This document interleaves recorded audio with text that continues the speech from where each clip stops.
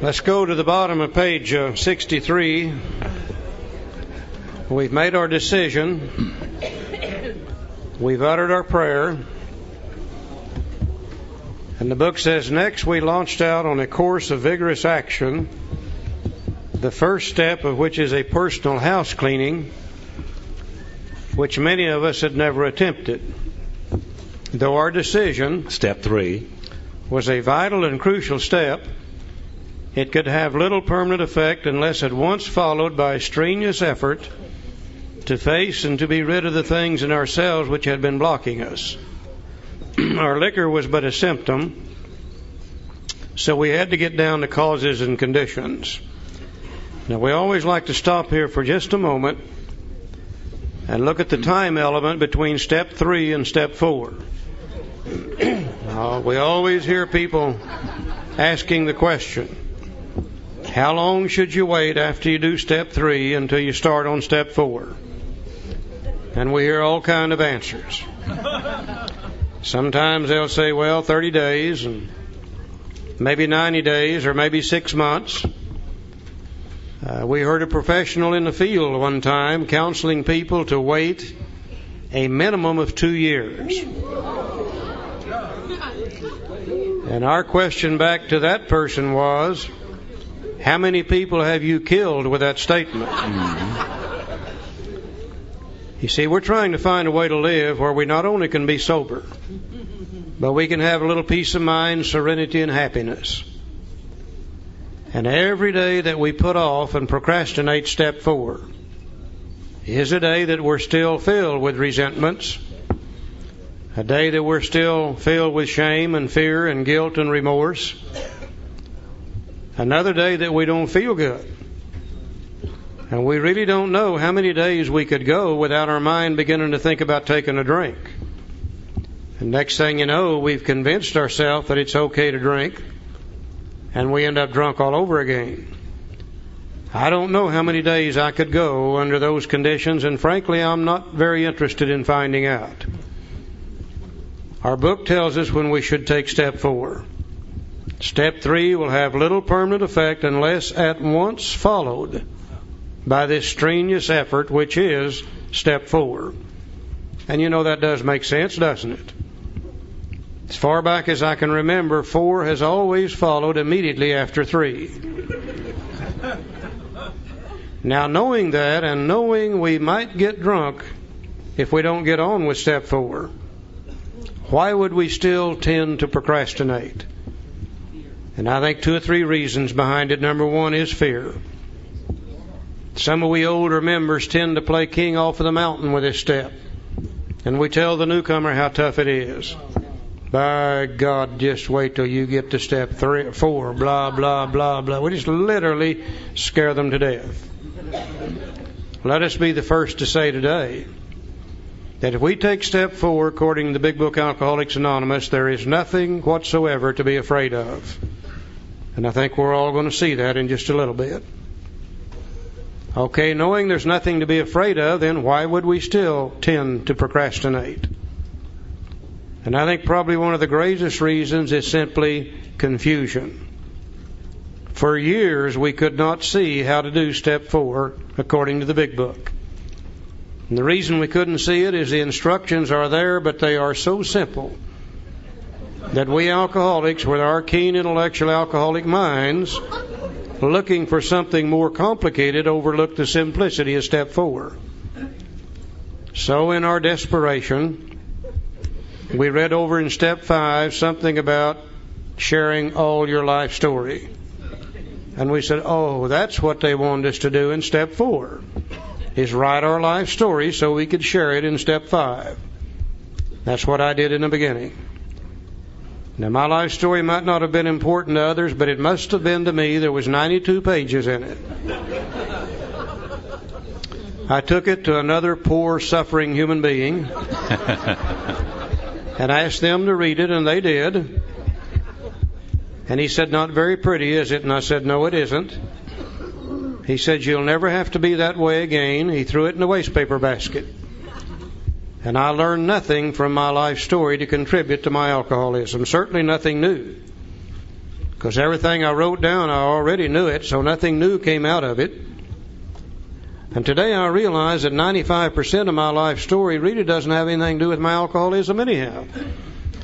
The fact that I was born in 1929, I don't think that's got a thing to do with my alcoholism.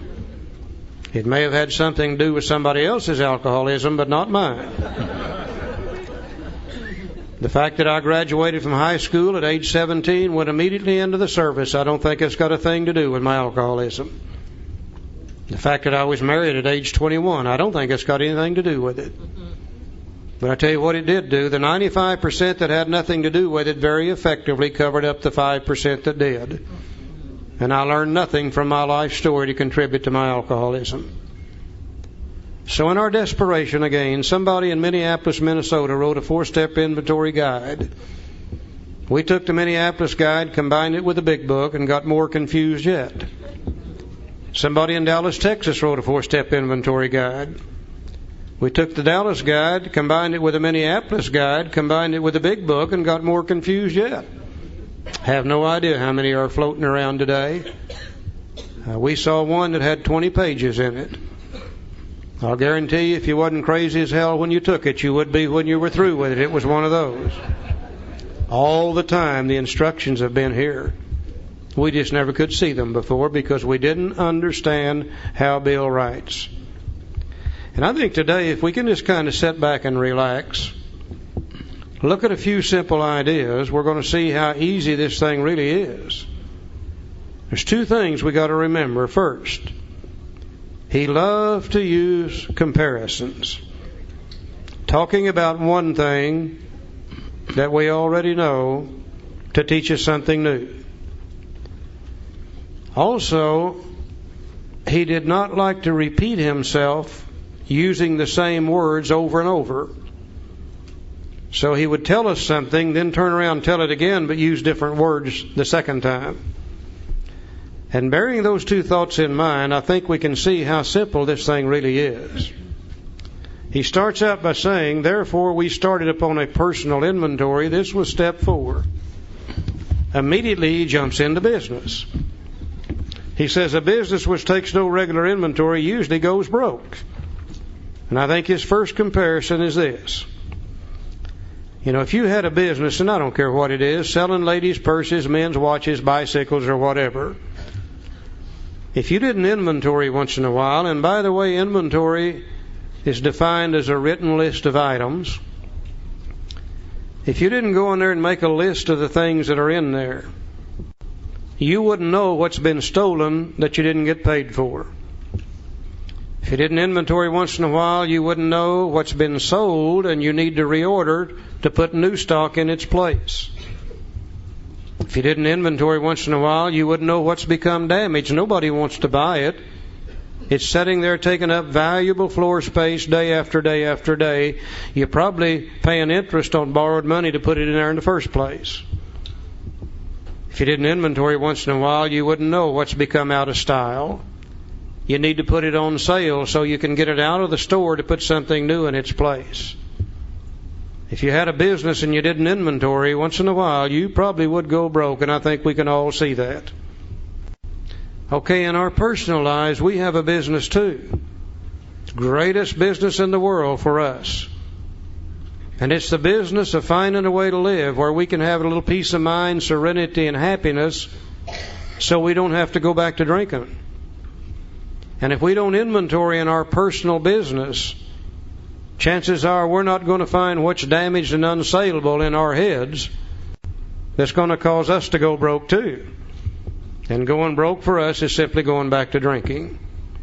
So whether we're dealing with a personal business or a business, in either case, we would probably go broke without the inventory. Now then, he's going to tell us how to take a business inventory. He says, taking a commercial. Now, dad burn him, he could have said business again, couldn't he? But he'll use the word commercial, which means the same thing. Taking a commercial inventory. Now, Joe up here on the screen, and you also have it in your handout material. We're going to have a little picture up here that's going to be called inventory comparison. I think it's step 5 in your handout sheet.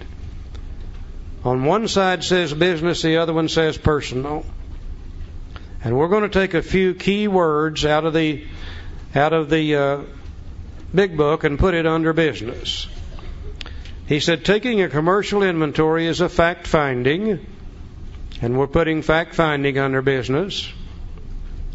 And a fact-facing process, we're putting fact-facing under business. It is an effort to discover the truth, and we're putting truth under business, about the stock in trade, and we're putting stock in trade under business. The stock in trade is what's in there to sell. The ladies' purses, the men's watches, the bicycles, or whatever.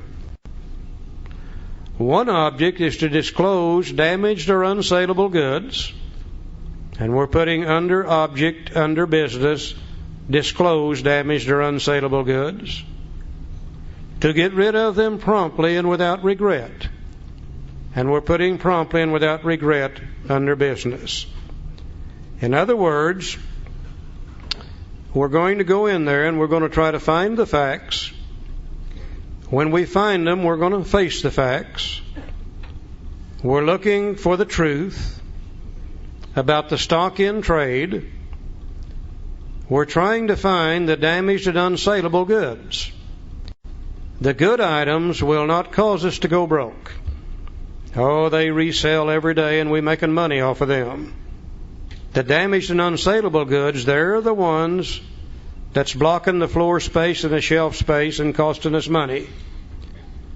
When we finally find them, we're going to try to get rid of them promptly and without regret. We can't put anything new in their place until they're gone. We're trying to find the stock in trade that's damaged and get it out of there. If the owner of the business is to be successful, he cannot fool himself about values. He's got to be honest. Once in a while he'll try to fool himself. He'll say, well, the reason these ladies aren't buying these purses is they just don't understand what's good for them. You know, he made the decision to buy them. He hates to admit that he made a mistake. And he may keep them in there longer than he should, and if he does, it's going to cost him money every day. Is there anybody in here would have any problem with what he's told us about the business inventory? That we're going to try to find the facts. When we find them, we're going to face them. We're looking for the truth about the stock in trade. We're looking for the damaged and unsaleable goods. When we get rid of them, when we find them, we're going to get rid of them promptly and without regret. Always looking for the stock in trade that's damaged. Anybody got any problems there? Okay, now watch him. He used a series of words to tell us how to take our personal inventory, which means basically the same thing. He said we did exactly the same thing with our lives. We took stock honestly. So we go to step 4, and step 4 says, now we're under personal on the right-hand side of the sheet. Step 4 said we made a searching. And we're putting searching straight across from fact-finding. They mean the same thing. To find the facts, to search out the facts. We made a searching fearless. And we're putting fearless straight across from fact-facing. They mean the same thing. To face the facts, to fearlessly look at them. We made a searching, fearless, moral. And there's where we got in trouble. We said, oh damn. There's that list of dirty, filthy, nasty items. And we don't want to look at them, and we sure as hell don't want to show them to anybody else. Now, I'm not sure what all Bill Wilson knew. But I know one thing, this guy understood the English language. And I really believe that if he'd wanted you and I to make a list of dirty, filthy, nasty items, he would have said we made a searching and fearless, amoral or immoral inventory. He didn't say that. He said moral. Bugged the hell out of us. Till eventually we went back to the dictionary. Do you know what the word moral is defined as? Truth. Things as they really are. The right and wrong of any given situation. The truth about things. So truth and moral mean exactly the same thing. We made a searching and fearless moral inventory of what? of ourselves. We're the only stock in trade that we have in this business of staying sober.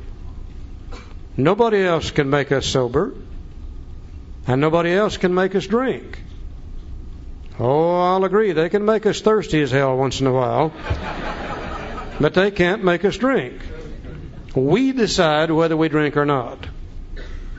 Now, what part of us decides whether we drink or not? Is it our body or is it our mind?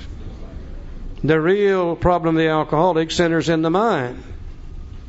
So we're going to look inside ourselves, in our minds, and we're going to find those flawed thinking processes, which is the damaged and unsaleable goods, that block us off from God. Now, we've made a decision to turn our will over to God. And as long as our mind is filled with damaged and unsaleable goods, then God can't direct our thinking.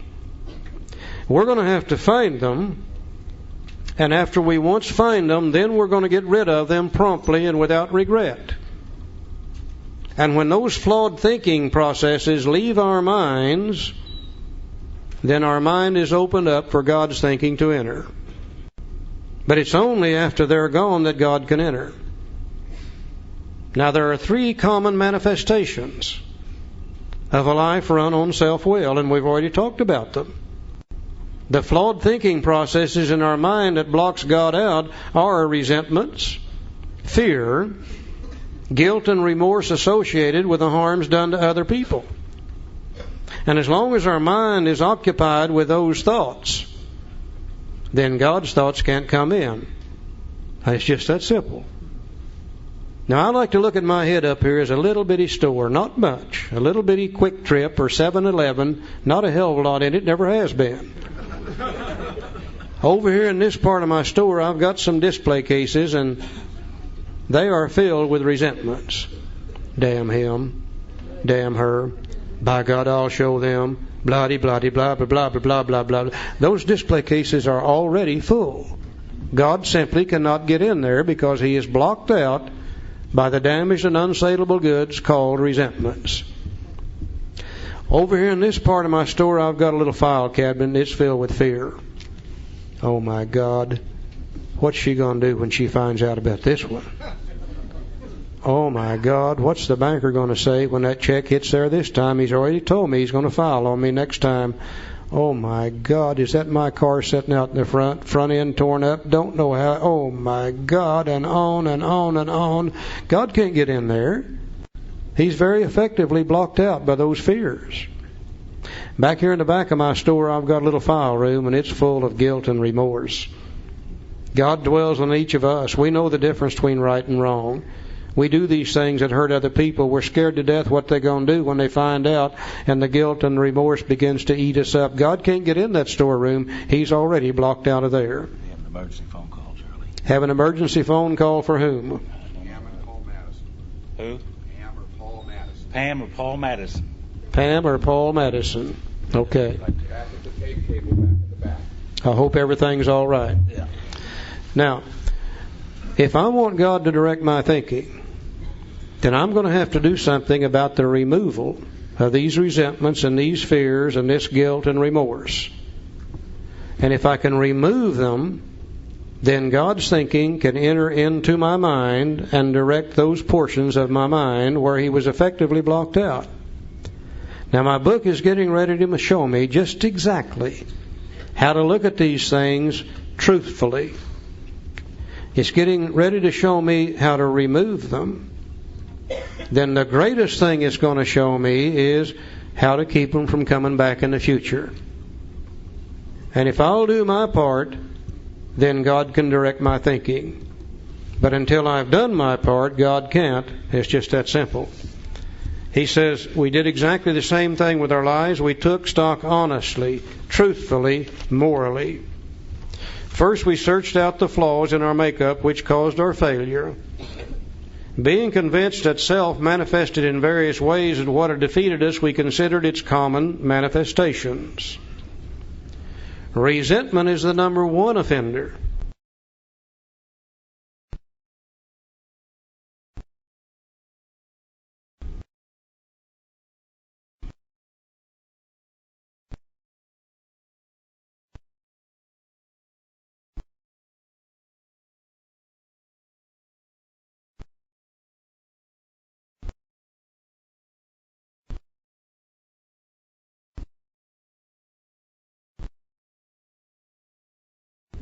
It destroys more alcoholics than anything else. From it stem all forms of spiritual disease, for we've been not only mentally and physically ill, we've been spiritually sick. When the spiritual malady is overcome, we straighten out mentally and physically. In dealing with resentments, we set them on paper. So the first thing we're going to do is look at these resentments. Now, I think we need to look at that word and make sure we understand what it means. The word resentment is made from two old words. First are the letters R-E. Re. When you see re in front of another word, it always means to do again. Like repaint, replay, redo, always means to do again. The last part of this word, sentiment, comes from an old word called sentire, which means to feel. So the word resentment itself means to re-feel. Okay. Let's say we're going through life, which we do on a daily basis, remembering always that everybody has got self-will. That's one of the problems. It's standard equipment. Everybody's got self-will. From time to time, other people get sick in self. Maybe their social instinct is out of kilter. Maybe their security instinct or their sex instinct is fouled up. And they do something to me that threatens one of my basic instincts of life. Maybe they put me down in the eyes of other people, and it threatens my self-esteem. Maybe they do something to threaten one of my personal relationships.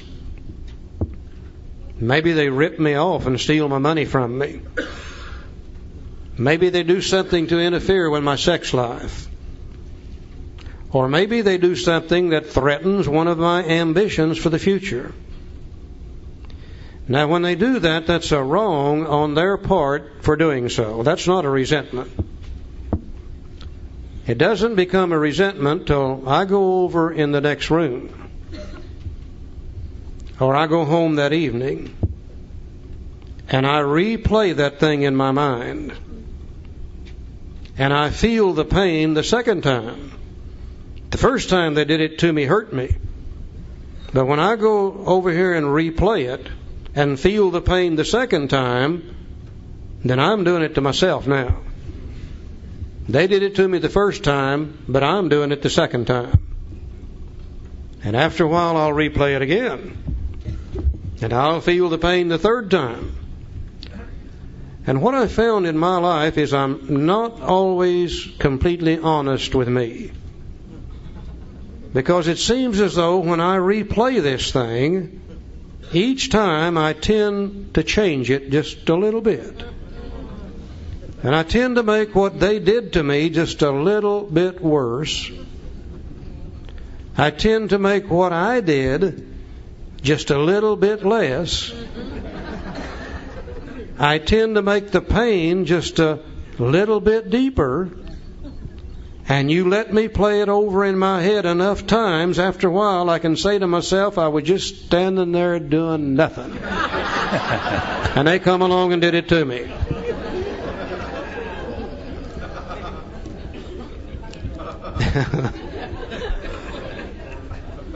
I love to watch football games. And in a football game, you'll see a guy called a quarterback that sometimes will throw a pass. And the guy that's supposed to receive it, many times it's thrown up high on purpose so the other guys can't catch it. And the guy that's going to receive it, many times has to jump way up in the air to catch it.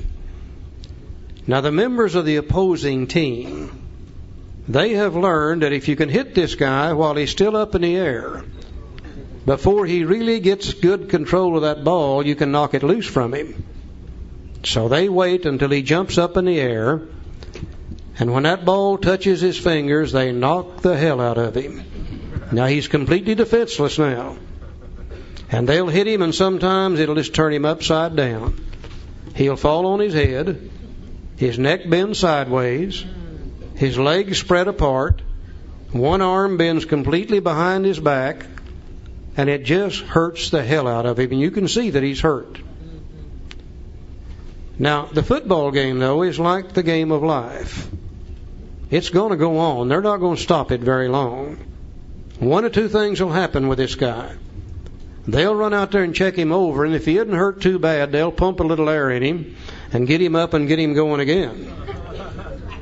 If he's hurt too bad, they'll drag him off to the side, they'll put somebody in his place, and the game starts again.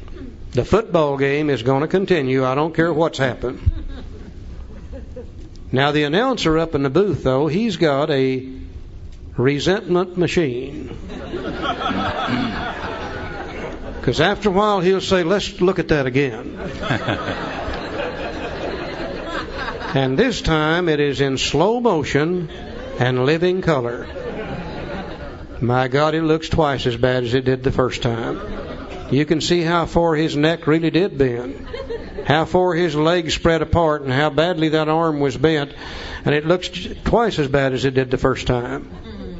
After a while, the announcer will say, let's look at that again. The game's been going on now for 15 minutes. The announcer's still bouncing this guy up and down, up and down, up and down off the ground. Now, we alcoholics have up here in our heads a little resentment replay machine. And we get up in the mornings and we toot it up in living color. We clean the lens on it because we don't want to miss nothing. And we shine it on the world all day long. And we record everything they do to us that's bad. And we go home at night and sit down and play it over in our head and make ourselves sick and blame it on them. Now, once in a while we have a bad day. Once in a great while, they won't do anything to us. That's a bad day for an alcoholic.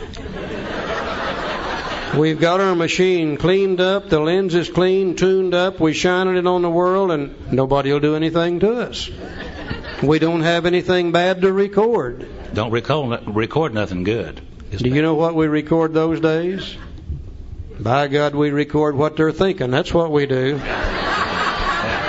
We go home at night, play it over in our head, make ourselves sick.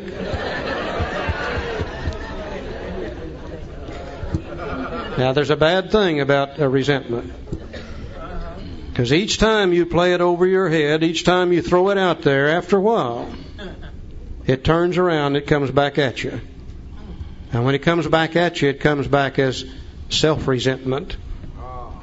And we begin to resent ourselves for being in a position to have those things happen to us.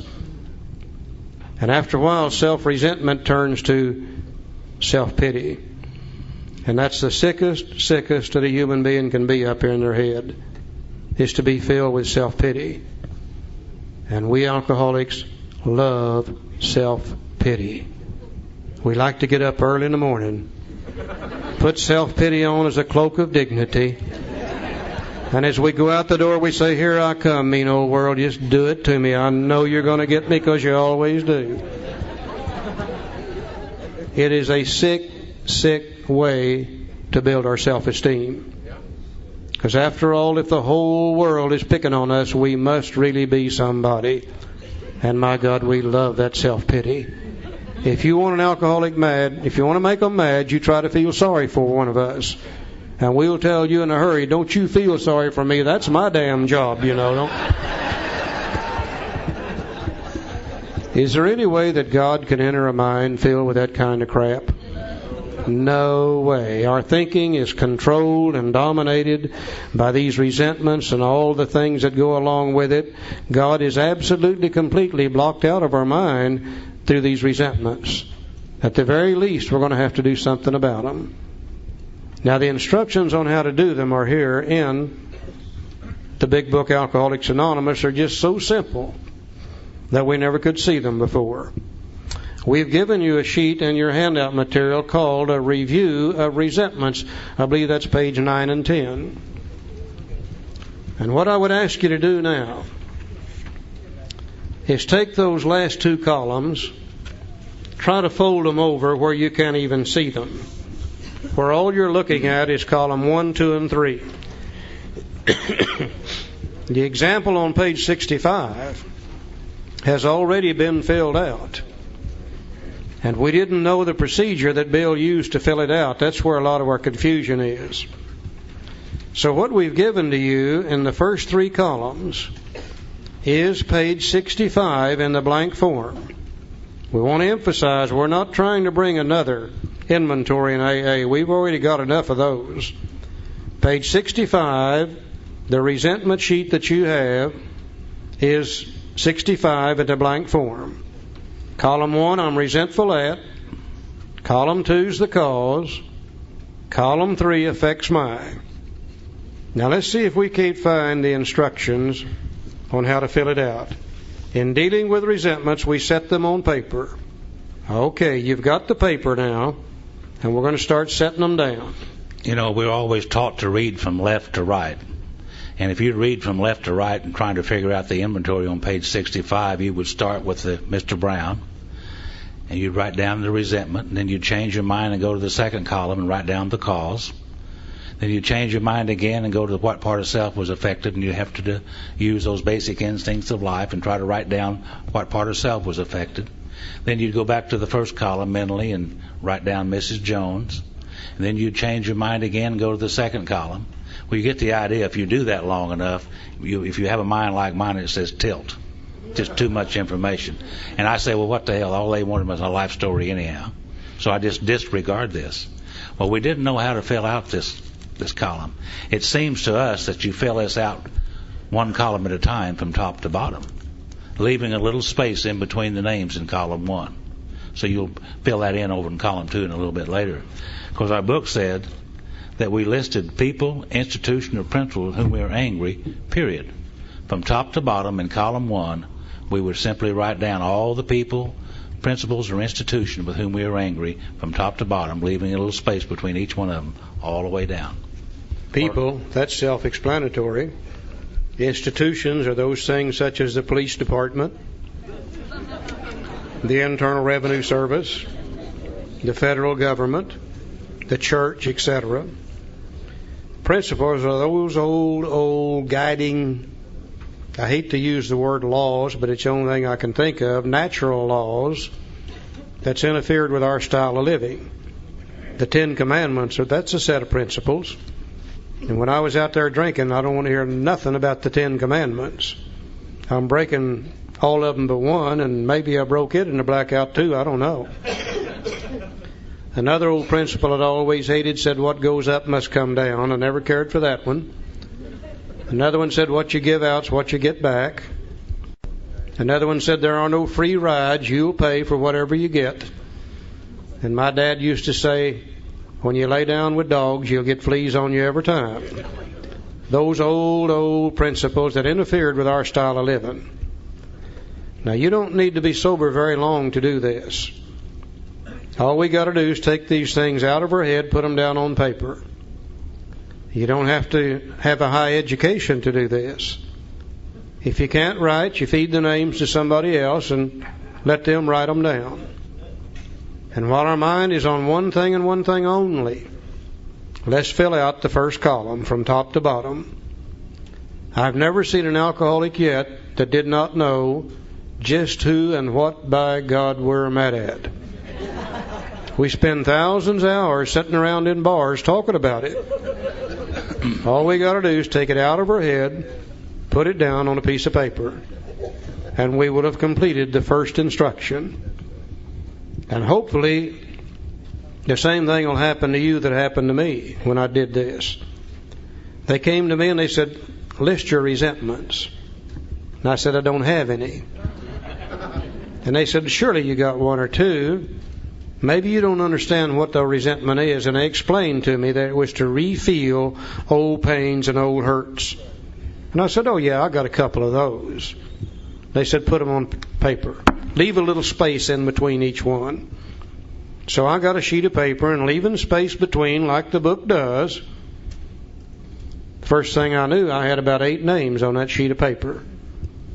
And I reached over and got another sheet of paper. And after a while I had 8 more listed. And I got another sheet of paper and Next thing you know, I had 8 more listed, and I got another sheet of paper. I got up to about 152. And I said, man, you're madder than hell at everything. I did not know that. You can only see one resentment at a time in your head. I don't think any of us will ever see how many resentments we really do have and how much they control and dominate our thinking till we get them all down on a sheet of paper and see them in their entirety for the first time. Now, we've made a decision to let God direct our thinking. And if we've got that many resentments, then resentments direct our thinking and God can't, and it's just that simple. Just by the listing of the names, we learn something very valuable about ourselves, how resentful we really are. You just can't see this stuff in your head. It has to go on paper. So we filled out the first column. Now, Bill said Mr. Brown, Mrs. Jones, my employer, and my wife. He probably had more than that. I think he just didn't want to use any more space in the big book. Mine was that long, long list of about 152 names, Joe. So we asked why we were angry, period. Stop right there and go to the second column, the cause. Now, he's in the illustration, and he used here very short and sweet, just 4 or 5 little words, not too many words to describe the cause. Simplicity is the key here in the second column. Now, he's resentful at Mr. Brown. Why? His attentions to my wife. He told my wife of my mistress. Brown may get my job at the office. Now, I don't even know Mr. Brown. I'm already mad at him myself. Now, he's resentful at Miss Jones because she's a nut. She snubbed me. She committed her husband for drinking. He's my friend, and she's a gossip. What she did was put his old drinking buddy in the nut house, and he don't like that at all. Now, he's mad at his employer. Why? Well, he's unreasonable and unjust and overbearing. Probably said, say, Bill, by the way, where were you all day yesterday anyhow? He threatens to fire me for drinking and padding my expense account. That's unreasonable as hell, isn't it? Yeah, very narrow-minded. Now, he's really mad at his wife. She misunderstands and nags, and she likes old Brown. And she wants the house put in her name. Yeah. Uh-huh. You tie that together, liking old Brown, wanting the house put in her name, it's about time to get a little bit upset, isn't it? So simply in the second column, we just write down, we ask ourselves why we were angry beside each name one at a time, using 4 or 5 little words to describe the cause. There may be one cause or there may be 2 or 3 causes, but we simply write them down in the second column. We're not going to write any big, long essays. No. Just a few simple words by each name. And it may be one cause, and there may be multiple causes, as we have here. Whatever it is, we put it down. I filled out the second column, and I began to realize something that's become very valuable to me. I began to realize it's not the people and the institutions that I'm upset with. It's what they've done to me that's got me upset. You know, I can take Mr. Brown out of here and put Mr. Green in. I'll be just as upset with Green as I am with Brown if he does the same thing to me. I could take Mrs. Jones out of here and put Mrs. Smith in. If Smith does the same thing, I'm going to be just as upset with her as I am with Jones. Well, I can take my wife out of here and put my mistress in. And if she does the same thing, I'll be just as upset with her. I begin to realize it's not them that's got me upset. It's what they've done to me that's got me upset. Now, the reason that's valuable is because of this. I'm getting ready to start out on a lifetime-changing process to develop the best possible relationship that I can with the world and everybody in it, so I can have maximum peace of mind and serenity. A part of that relationship is a little later on in my program, I'm going to have to go to a bunch of people and ask them to forgive me for what I've done to them.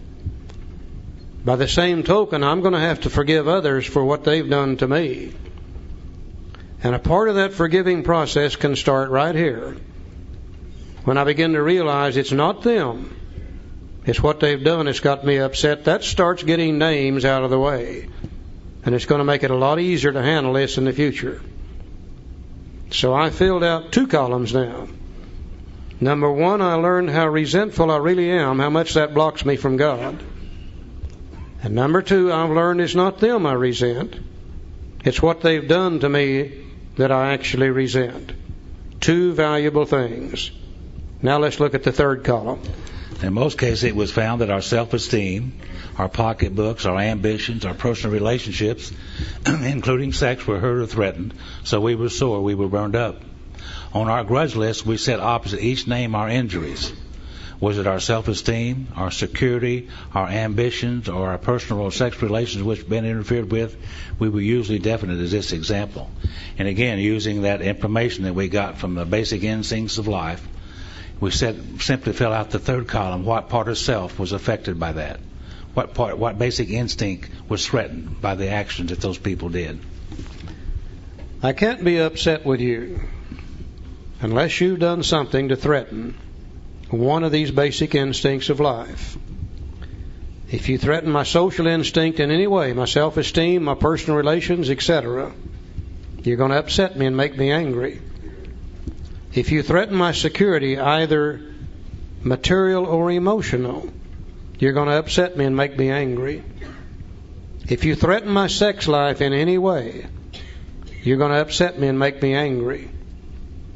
And as I begin to fill out the third column and put down the part of self that is affected, in most cases I begin to see a pattern develop. Maybe beside each name I'm putting down self-esteem. Maybe I begin to see my main problem is self-esteem. Maybe I'm putting down security. Maybe I see where my main problem deals with security. Maybe I'm putting something under sex each time. I begin to realize that the sex thing is my main problem. I begin to see which part of self really does stand out. Probably going to be a combination of all three. But I can certainly see which part of self really does predominate and stand out when I keep seeing it appear over and over and over and over again. When I filled out the third column, here's where I've learned something that I think is the most valuable thing I ever learned about me. As I filled out the third column for the first time in my life, I could see where anger comes from. I've always had a problem with anger. I've always acted and reacted with anger. I would do something that would hurt other people. I would be ashamed of it. I'd say, I'll never do that again. I'll turn right around, get angry, do it all over again. You can't do anything about a problem till you understand the problem. I never did understand where anger come from. I always thought it was just one of those feelings that flitted into your mind. You could do nothing about it. Today I realize that anger comes from a threat to one of these basic instincts of life. Now, if my basic instincts are under control at the level that God intended, if my relationship with God is okay, you can do about anything you want to me, and I'm not going to experience anger over it. But I'll guarantee you, if my instincts are out of control, my relationship with God is not right, about anything you do to me that threatens a basic instinct creates anger. And I romp and stomp and raise hell with you and everybody around you. You know, this lady that I'm married to today, hopefully I can introduce you to her tomorrow. She's here with us this weekend. Beautiful lady named Barbara. If there's any such thing as a black belt Al-Anon, she's one of them. She's got now about 31 or 32 years in the Al-Anon Fellowship. Great, great program. But Barbara is like all human beings. She has self-will too. Now, once in a great while, she'll get sick in self. Al-Anons do that once in a while. Not too often, but once in a while. And she'll do something that threatens one of my basic instincts of life. And when she does it, it hurts. Now, I found that if my relationship with God is right and my instincts are at the level God intended, I'm able to say, well, the poor old thing. They're sick just like we are, and they can't help it any more than we can, and that thing will just slide off of my back and just won't bother me at all. And I just go on about my business. Now, 30 days later, though, the same lady does the same thing. Only this time, my instincts are not under control. And my relationship with God's not right today. And I react to what she did with anger. And I romp and I stomp and I raise hell with Barbara and everybody around me all day long. The same lady did the same thing. But I choose to react to it in an entirely different manner, based upon my relationship with God and where my instincts are that day. Thank God I've learned that. Because you see, I can't do anything about Barbara. And I can't do anything about any other human being on earth. But I can do something about my relationship with God and keeping my instincts under control where I don't have to get angry. And if I don't have to get angry, I'm in much less chance of drinking than I am if I just continue that anger over and over and over. Thank God I've learned that. One of the best pieces of information I ever found. Now, we have filled out 3 columns. Column 1, we listed the people we're angry with, resentful at, and we realized how resentful we really are and how much that blocks us off from the sunlight of the Spirit. Column 2, we've learned it's not them we're resentful at, it's what they've done to us. Column 3, we've learned it's not even what they've done to us. It's how we choose to react to it based on our relationship with God and whether our instincts are under control or not. Now, we're going to fill out a couple names here from our inventories. We're not going to do the whole thing, but just 2 or 3 names as an example. The first name on my sheet was this lady named Barbara. 30 some odd years ago, I hated this lady with a purple passion. If I could have done away with her and not get caught, I believe I would have done it. I used to lay awake at night fantasizing about this thing. Tomorrow morning when she's on the way to work, and by the way she always worked, I believed in her being self-supporting through her own contributions. Always thinking of others. Tomorrow morning when she's on the way to work, she's going to get run over by a big semi-truck. And it's not going to be just any trucking company. It's going to be a very affluent trucking company. And they're going to run over her and kill her, and then I'm going to sue them. And I'm going to come out of this deal getting rid of her with $2 or $3 million in hand. You Al-Anons are not the only ones that fantasize. We Alkies did it too. Believe me, we did. Second name on my sheet was the Internal Revenue Service. God, I hated those people with a purple passion. Just mention their name, and I began to froth at the mouth immediately. Joe, what was the first name on your inventory sheet? Rose. Rose. Wife number 1, Rose. Now, it's just that simple. That's how you fill out the first column. We go to the second column. Why am I so upset with Barbara? Well, the last year before she went to Al-Anon, she had the audacity to file for divorce 3 times. She's spending more money on lawyers and divorces than I'm spending on booze and everything that goes with it. And my God, I hated her for that. Why am I so upset with the Internal Revenue Service? Well, they're trying to put me in jail, that's why. Joe, how come you're so upset with Rose? She had an affair with another man. After all I've done to her. After all I've done to her. Had an affair with another man. Really upset with her. Now we go to the third column. Now, Barbara filing for divorce 3 times, is that a threat to my self-esteem? Oh, you betcha. What are other people going to think about me now? Taking this lady back after she's filed for divorce 3 times. Barbara filing for divorce 3 times, is that a threat to my personal relationships? Sure it is. She's going to take the kids and she's going to leave, or they're going to kick me out, one of the two. No personal relationships. Her filing for divorce 3 times, is that a threat to my security? Oh yeah, by the time she's through, she'll have it all. Don't worry about that. Is it a threat to my sex life? Oh yeah, she probably won't let me have any sex if we get a divorce.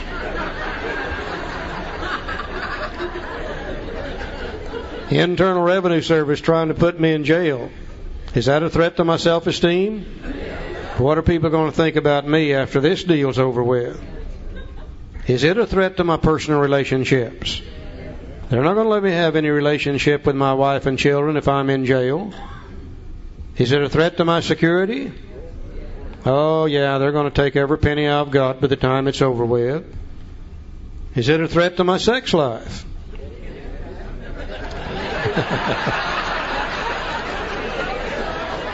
The kind I'd like to have, you betcha it's a threat to it. Now, there may be some in there I don't want, but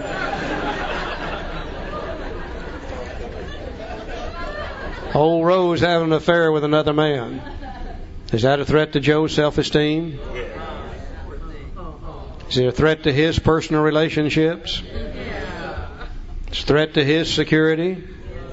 Yeah, he'll have to go to work now. She's been supporting him for the last 10 years. A threat to his sex life? Oh, yeah. All these things are a threat to those things. Okay. When we have finished out these 3 columns, and we've been able to see column 1, how many resentments we have. Column 2, the cause of the resentment. Column 3, the part of self that was affected. And we've learned valuable information about ourselves just by filling out those 3 sheets. Now then, let's see what we do with those 3 sheets after they're filled out, Joe. So we went back through our lives. Nothing counted but thoroughness and honesty. When we finished, we considered it carefully. The first thing apparent was that this world and its people were often quite wrong. To conclude that others was wrong was as far as most have ever got. And I always knew that. Yeah. The usual outcome was that people continued to wrong us and we stayed sore. Sometimes it was remorse and then we were sore at ourselves. But the more we fought and tried to have our own way, the worse matters got. As in war, the victor only seemed to win. Our moments of triumph were short-lived. Now, it's plain that a life which includes deep resentment leads only to futility and happiness. To the precise extent that we permit these, do we squander the hours which might have been worthwhile. And I read that last statement, and I stopped. And I tried to look back in my life and see how much time I've squandered in resentments. Now, I don't know about you guys, but I know about me. And when I've got a good resentment churning around up here in my head, I'm pretty well paralyzed from doing anything worthwhile.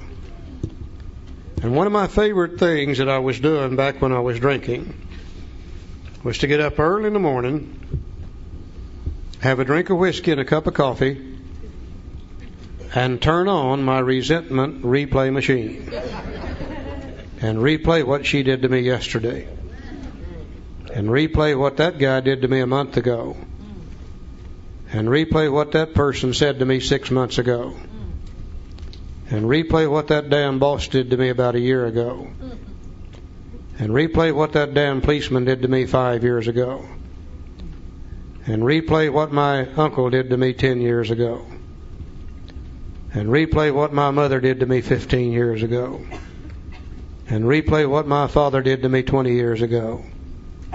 And it took me just about an hour to run through that tape.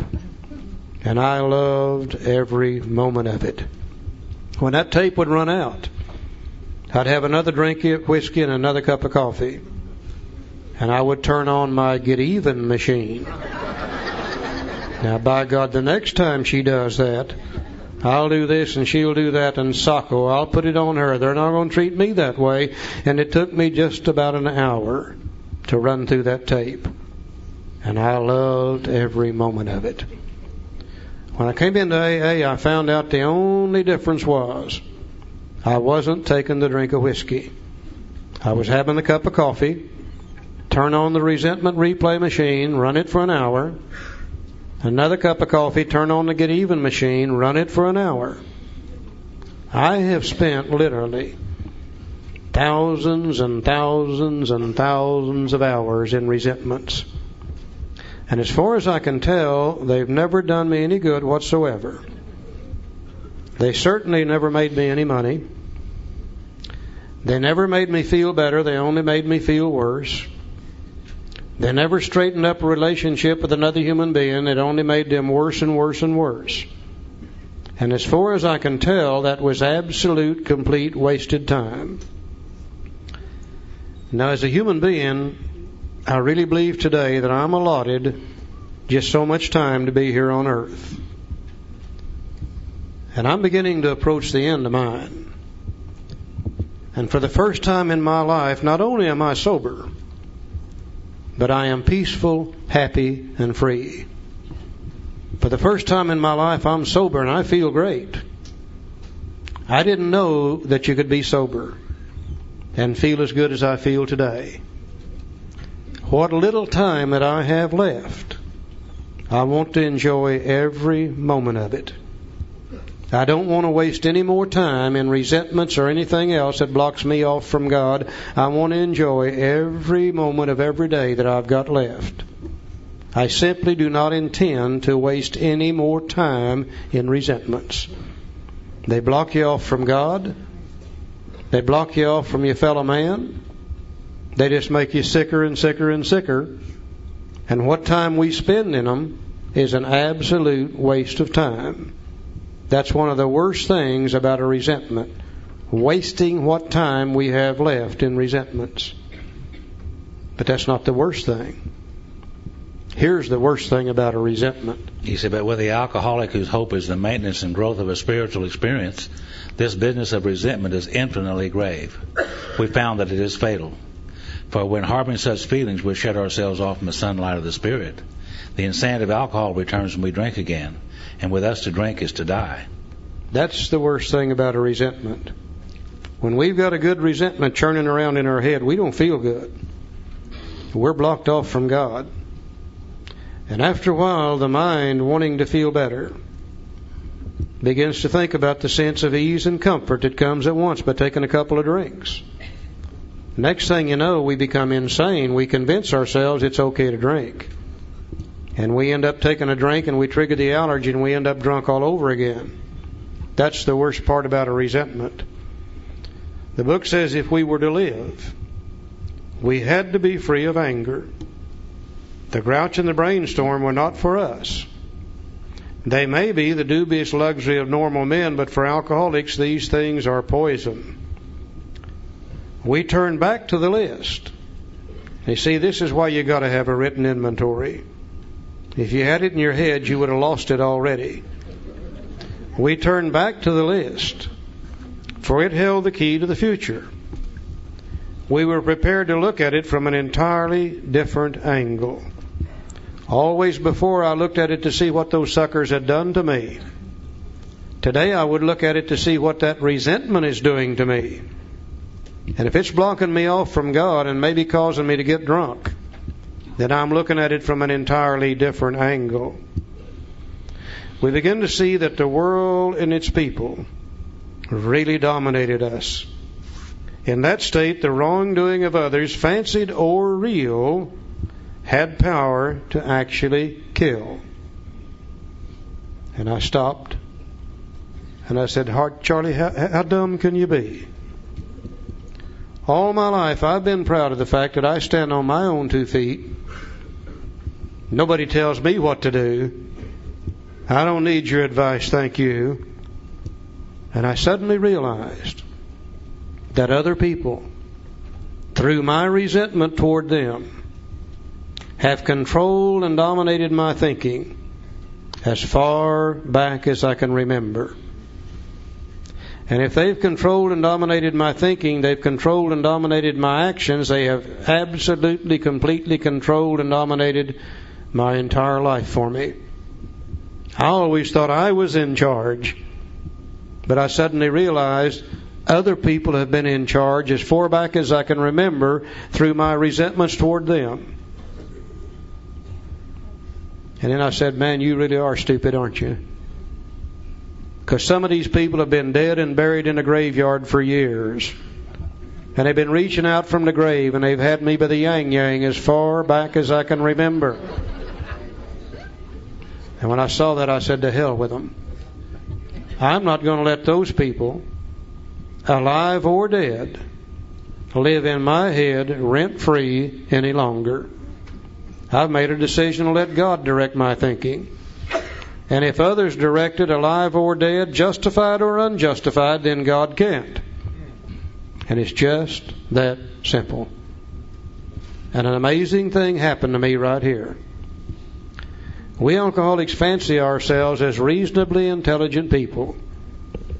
Now, I don't know that we're smarter than anybody else, but I think we're reasonably intelligent people. And we don't like to look stupid. And when I saw the stupidity of letting those people control me and dominate me, it looked so dumb that about 95% of these resentments began to disappear automatically when I saw how stupid that really was. But I found that I had 4 or 5 or 6 that were so deeply embedded in my mind for so long that they didn't automatically disappear when I saw the stupidity behind them. And for those, I had to have some additional help. We now come to the first prayer in the big book in step 4. We always hear about the step 3 prayers, the step 7 prayers. We never hear about the step 4 prayers. Let's see how we can use prayer to remove those deep, deep-seated resentments. He said, how could we escape? We saw that these resentments must be mastered, but how? We could not wish them away any more than alcohol. So you can't heal a sick mind with a sick mind. You can't wish your way out of it. Well, this was our course. We realized that the people who'd wronged us were perhaps spiritually sick. And though we did not like their symptoms and the way they disturbed us, they, like ourselves, were sick too. It's part of the prayer. We asked God to help us to show them the same tolerance, pity, and patience that we would cheerfully grant a sick friend. When a person offended, we said to ourselves, this is a sick man. How can I be helpful to him? God save me from being angry. Thy will be done. And I'm like Charlie. I spent many, many years in my life, many hours of my life thinking. My mind was racing uncontrollably, figuring out some way I could get even with those people. And I finally figured out a way to get even with them. Well, the way you get even with people is you pray for them. And when you pray for them, then you're even. And you see, I didn't know that. And after I got sober, I'd been sober about 3 or 4 months, I went to a little conference in Apache, Oklahoma, and I met a lady there. Some of you know. Her name was Alabama Carruthers. Some of you all knew Alabama. She became a big influence on my life. And she said a couple of things that night that really struck me. She said she had a soul sickness, and I could identify with that. Because my last night of drinking, I was sitting on a bar stool, and I had a real sick feeling in my stomach, and it wasn't a throwing up type sick, it was sick feeling. And she said it was a soul sickness. I said, that's what I had, a soul sickness. And then she said another thing that night. She said, I have peace of mind today. And boy, I mean, that really struck me, because that's all I'd ever wanted was peace of mind. And I loved Alabama. She was always excited about life and what was going to happen next. And then after that meeting was over with, we were sitting around the lobby of this hotel, and it was about 3 o'clock in the morning, and I was sitting there watching Alabama operate, and it wasn't saying anything. Finally, it was just Alabama and myself and my little sponsor, George, the little black guy laying in her lap. And I began to talk to Alabama. I said, Alabama, you said you had peace of mind tonight. How did you get peace of mind? I want peace of mind. And she said, well, Joe, tell me what's going on in your mind. And I told her how I was going to meetings and going to meetings and going to meetings. But that night I'd go home and lay down, and my mind would fly over, and I'd begin to think about all those situations that we talked about. And she said, well, Joe, you're just full of resentments. And I said, what is a resentment? See, I didn't know. She said a resentment was old angers and old hurts that are refelt over and over and over again. And all that anger that you intended to use up on them, you're turning it on yourself and making yourself sick and blaming it on them. She explained that to me, and it took a while for me to understand. Finally, I did. And I said, well, is there any solutions for these? And she said, yes, there is. Just happens to be. And she referred to page 67 and showed me this information here. And she said some of those deep-seated resentments like you have, you're going to need some additional help. And she said on page 551 of this book is a story of a lady who had those deep-seated resentments. And if you turn to that page in the book, she said, we'll read and see what it had to say. Well, Alabama had a purse that was about this big. And it was about that deep. And she began to look in that purse. You know how they are. They're just digging around. And she finally found one of these books. I didn't think she was ever going to find it. She pulled it out of there and she said, well, let's look at page 551 and see what this says. So I turned over to page 551 in her book, and on the third paragraph, she said, this book says that I've had many spiritual experiences since I've been in the program. Many that I didn't recognize right away, for I'm slow to learn, and they take many guises. But one was so outstanding, I like to pass it on whenever I can in the hope that it will help someone else as it helped me. As I said earlier, self-pity and resentment were my constant companions, and my inventory began to look like a 33-year diary, for I seemed to have a resentment against everybody I'd ever known. All but one responded to the treatment suggested in the steps immediately. All but one automatically began to disappear when she saw how dumb they really were. But this one posed a problem. It was against my mother, and it was 25 years old. I had fed it, fanned it, and nurtured it as one might a delicate child. And it had become as much a part of me as my breathing. Now, it had provided me with my excuses for my lack of education, my marital failures, personal failures, inadequacies, and of course my alcoholism. And though I really thought I'd been willing to part with it now, I knew I was reluctant to let it go. One morning, however, I realized I had to get rid of it, for my reprieve was running out. And if I didn't get rid of it, I was going to get drunk, and I didn't want to get drunk anymore. In my prayers that morning, I asked God to point out to me some way to be free of this resentment. During the day, a friend of mine brought me some magazines to take to a hospital group I was interested in. And I looked through them, and a banner across the front of one featured an article by a prominent clergyman in which I caught the word resentment. Now, he said in effect, and here it is. He said, if you have a resentment you want to be free of, if you will pray for the person or the thing that you resent, you will be free. If you will ask in prayer for everything you want for yourself to be given to them, you will be free. Ask for their health, their prosperity, their happiness, and you will be free. Even when you don't really want it for them and your prayers are only words and you don't mean it, go ahead and do it anyway.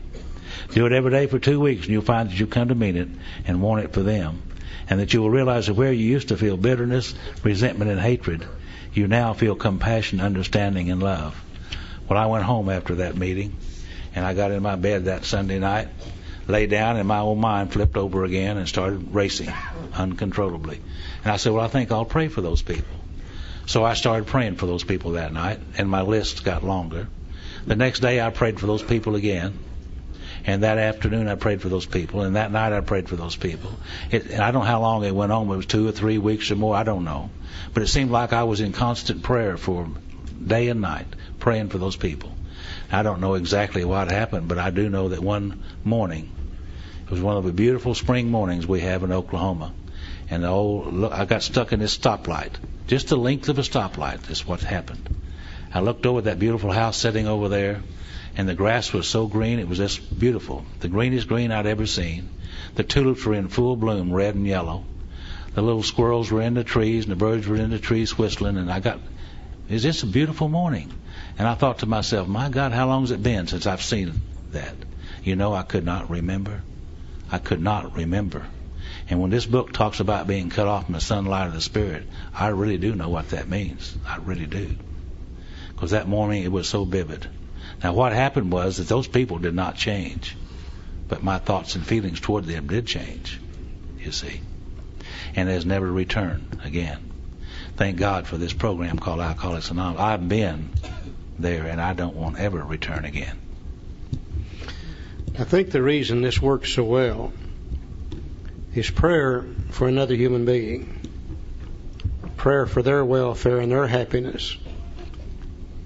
It's probably one of the greatest expressions of love that one human being can have for another. And love and hate can't exist on the same plane. And as we pray for that human being, asking that God give them in their life the same thing we want in ours, peace of mind, serenity, happiness, etc., over a period of time, that resentment will begin to disappear. Sometimes it just takes 2 or 3 prayers. Sometimes it takes every day for 2 weeks. Sometimes it might take every day for 2 months. But if we will consistently do it, we will find sooner or later that resentment is replaced with love, and the resentment disappears. Now, if you've got a resentment that you don't want to get rid of, for God's sake, don't pray about them. Because if you do, you're going to lose it. I know. I speak from experience. You know, I had a guy that I really, really, really resented. And again, I think I would gladly have put him away if I could have gotten by with it without getting caught. And when I got to this part of the inventory, I went to my sponsor. Now, this is going to be one of those take it to the grave resentments. I had no desire to remove it at all. And I'd worked on all the others, but this one just stuck in there. And I went to my sponsor and I told him about it, and he said, Charlie, you've got to get rid of that resentment. And I said, I don't want to get rid of this resentment. He said, well, that's beside the point. He said, if you don't get rid of it, sooner or later it's going to get you drunk. And in my smart mouth, I said, well, how in the hell do I do it? And he said, let me show you. And he took me to this prayer too. And he said, now read that and go home and do what it says, and you'll get rid of that resentment. And I went home and got down on my knees, which again I very seldom did in those days.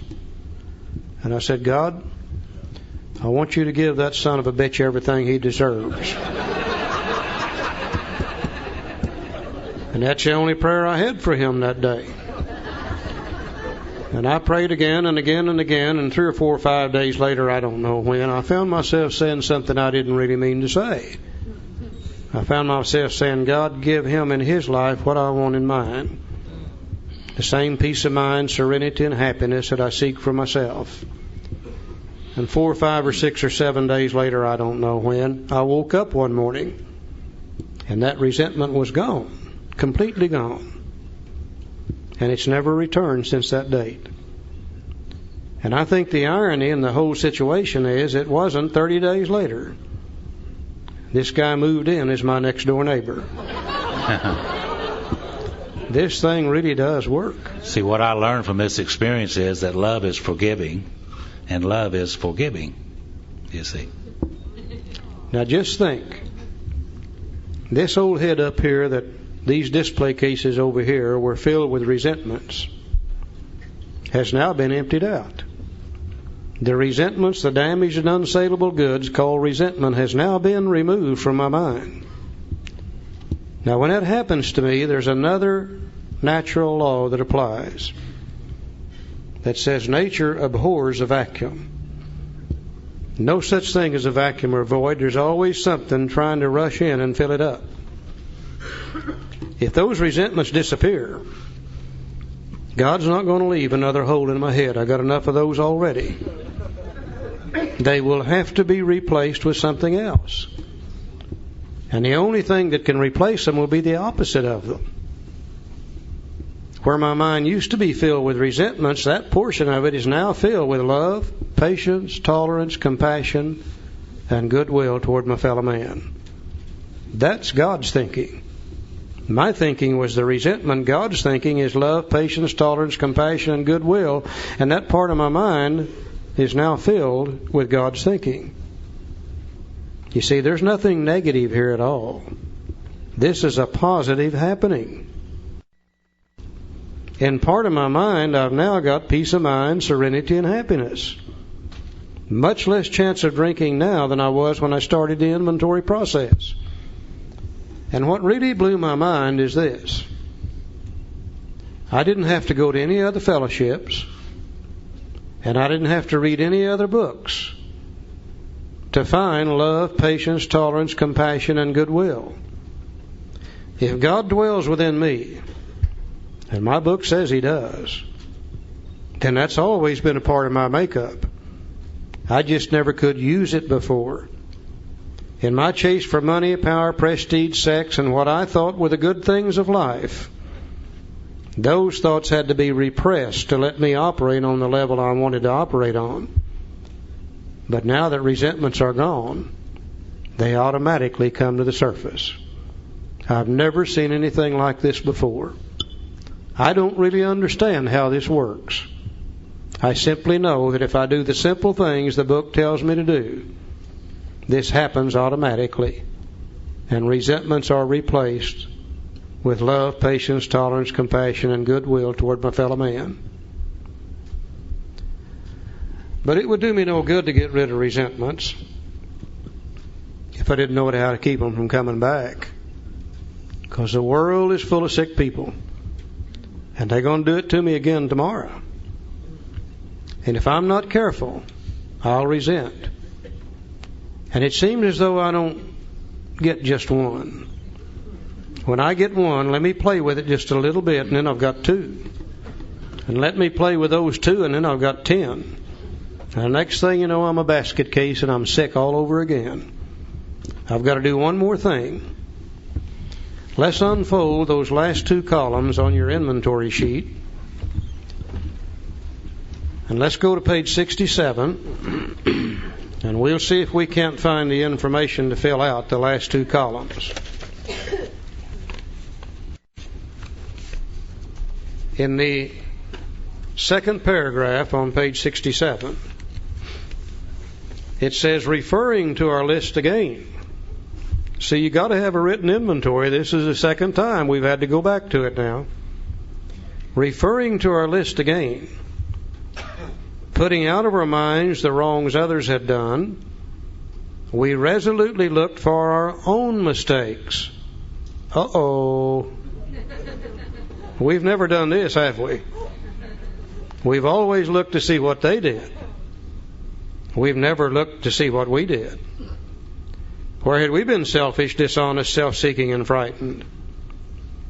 Though a situation had not been entirely our fault, we tried to disregard the other person involved entirely. Where were we to blame? The inventory was ours, not the other man's.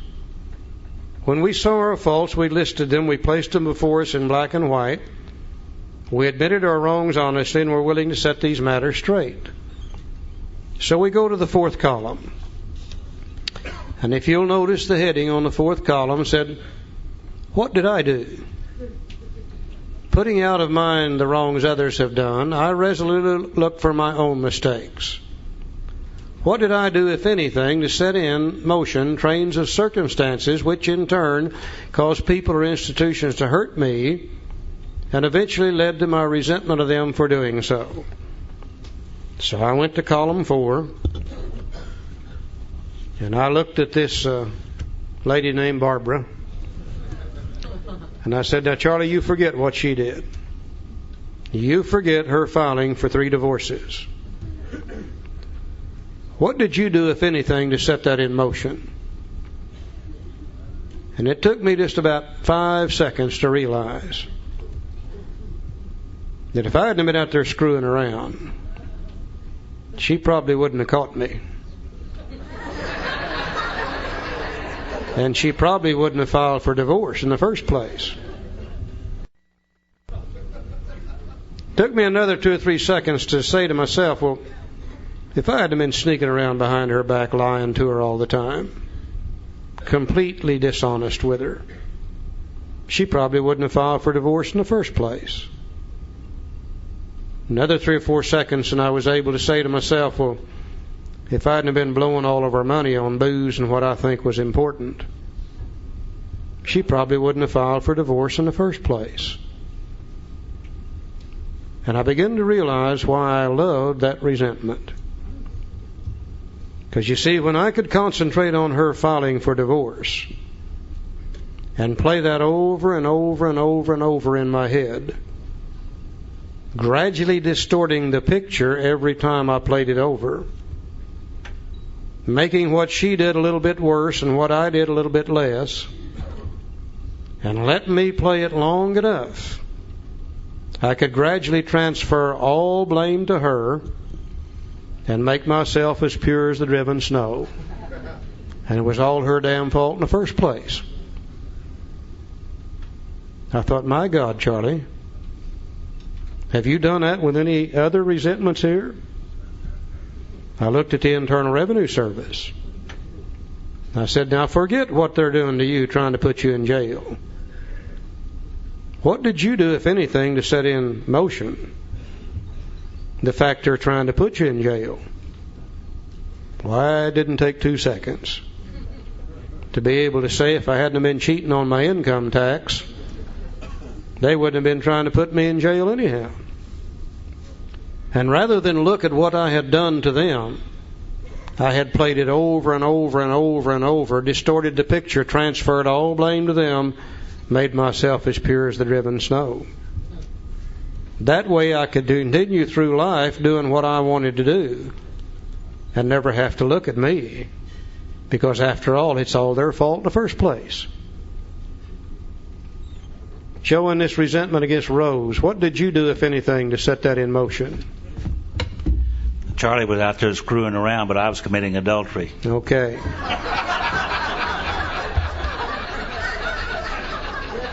Sneaking around behind her back and lying to her all the time. And Rose finally got enough of it. She said, I'll show him. And she went out and had her own affair.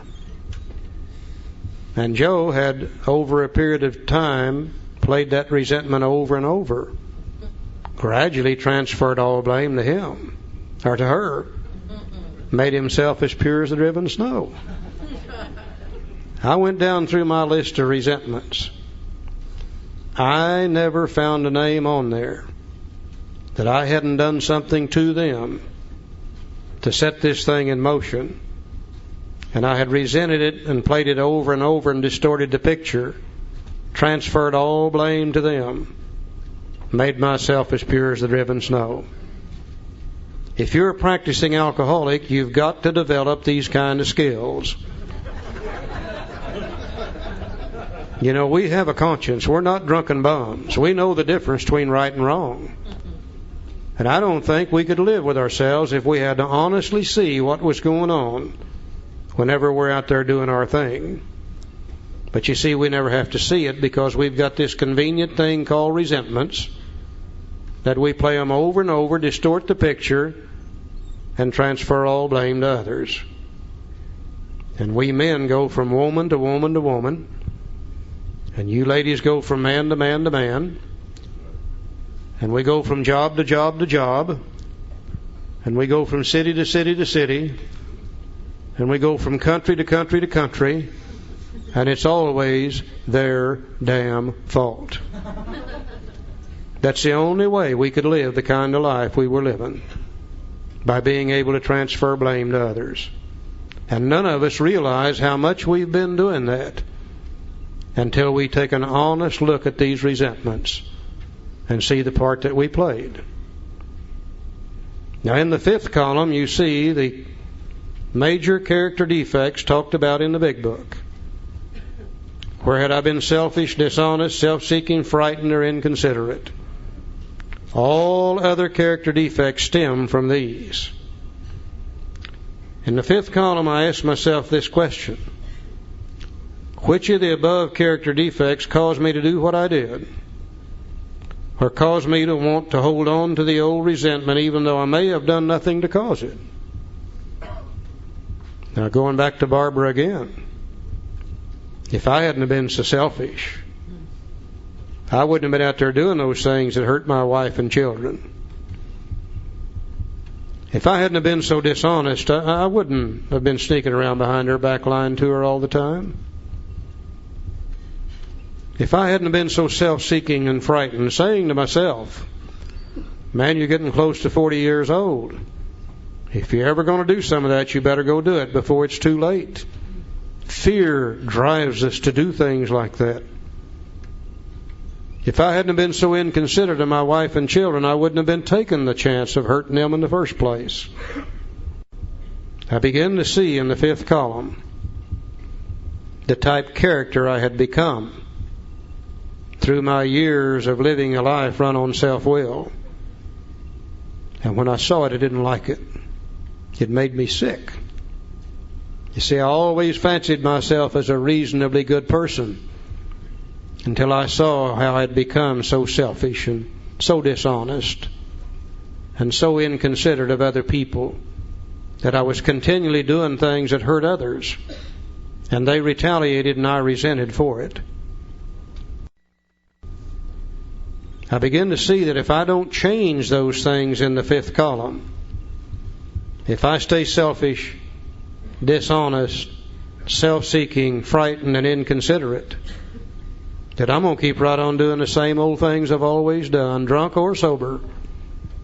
I'm going to keep right on hurting people, and they're going to retaliate, and I'm going to resent, and eventually it's going to block me off from God, and I'm going to get drunk over it.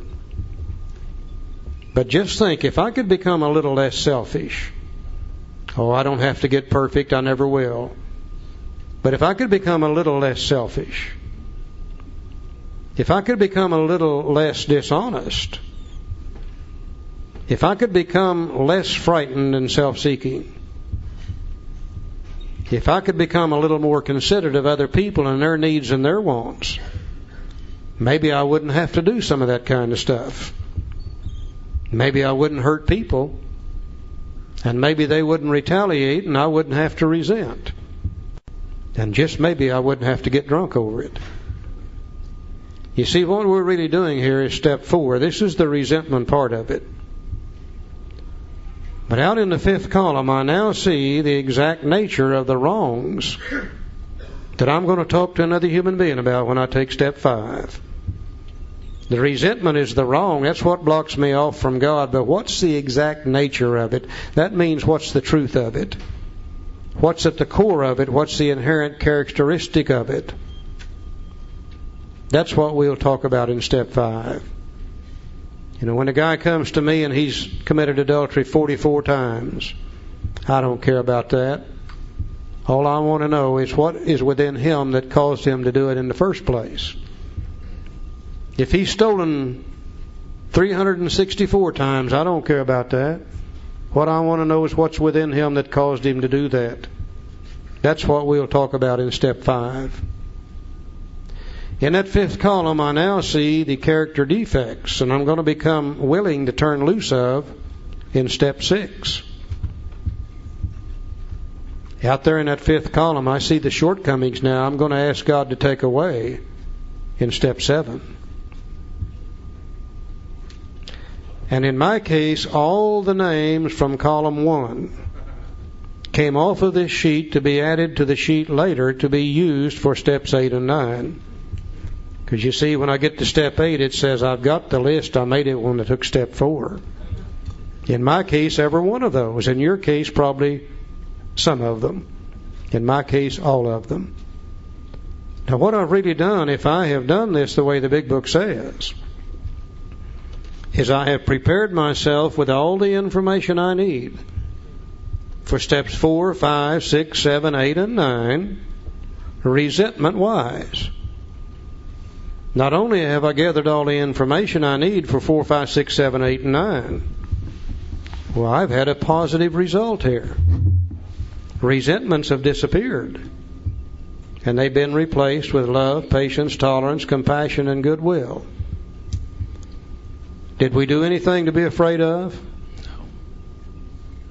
Did we make a list of dirty, filthy, nasty items? No. Did we do anything that was too complicated? No. I've never seen anything like this inventory, according to the big book. Now, I hear some of you saying, and I hear awful good. I've got good hearing. Charlie hears good. I hear some of you saying, well, Charlie, that's probably right on those that we did something to them. But how about those that did it to us? And we didn't have anything to do with that. How about those that hurt us as kids growing up? How about those that hurt us in our marriages that we didn't do anything to cause it? Aren't we justified in having that kind of resentment? Well, I guess we are if we want to get drunk over it. But you see, a justified resentment blocks you off from God just like an unjustified resentment does. When you got a justified resentment churning around in your head, then whoever or whatever you're resenting is controlling your thinking. If they're controlling your thinking, they're controlling your decisions. They're controlling your life for you. And you have given them power to actually kill you, because you've given them power to cause you to get drunk again. Now, if you've got one of those resentments, and I don't care what it is, I don't care whether it's physical abuse, mental abuse, sexual abuse, or whatever. And I keep hearing in AA all the time this sexual abuse thing. And it usually centers on young women. But let me tell you something, men know about that too. I don't know how many fifth steps I've taken with men, and nearly every one of us, somewhere in the background, we've had that kind of stuff too. It's not just women, it's men.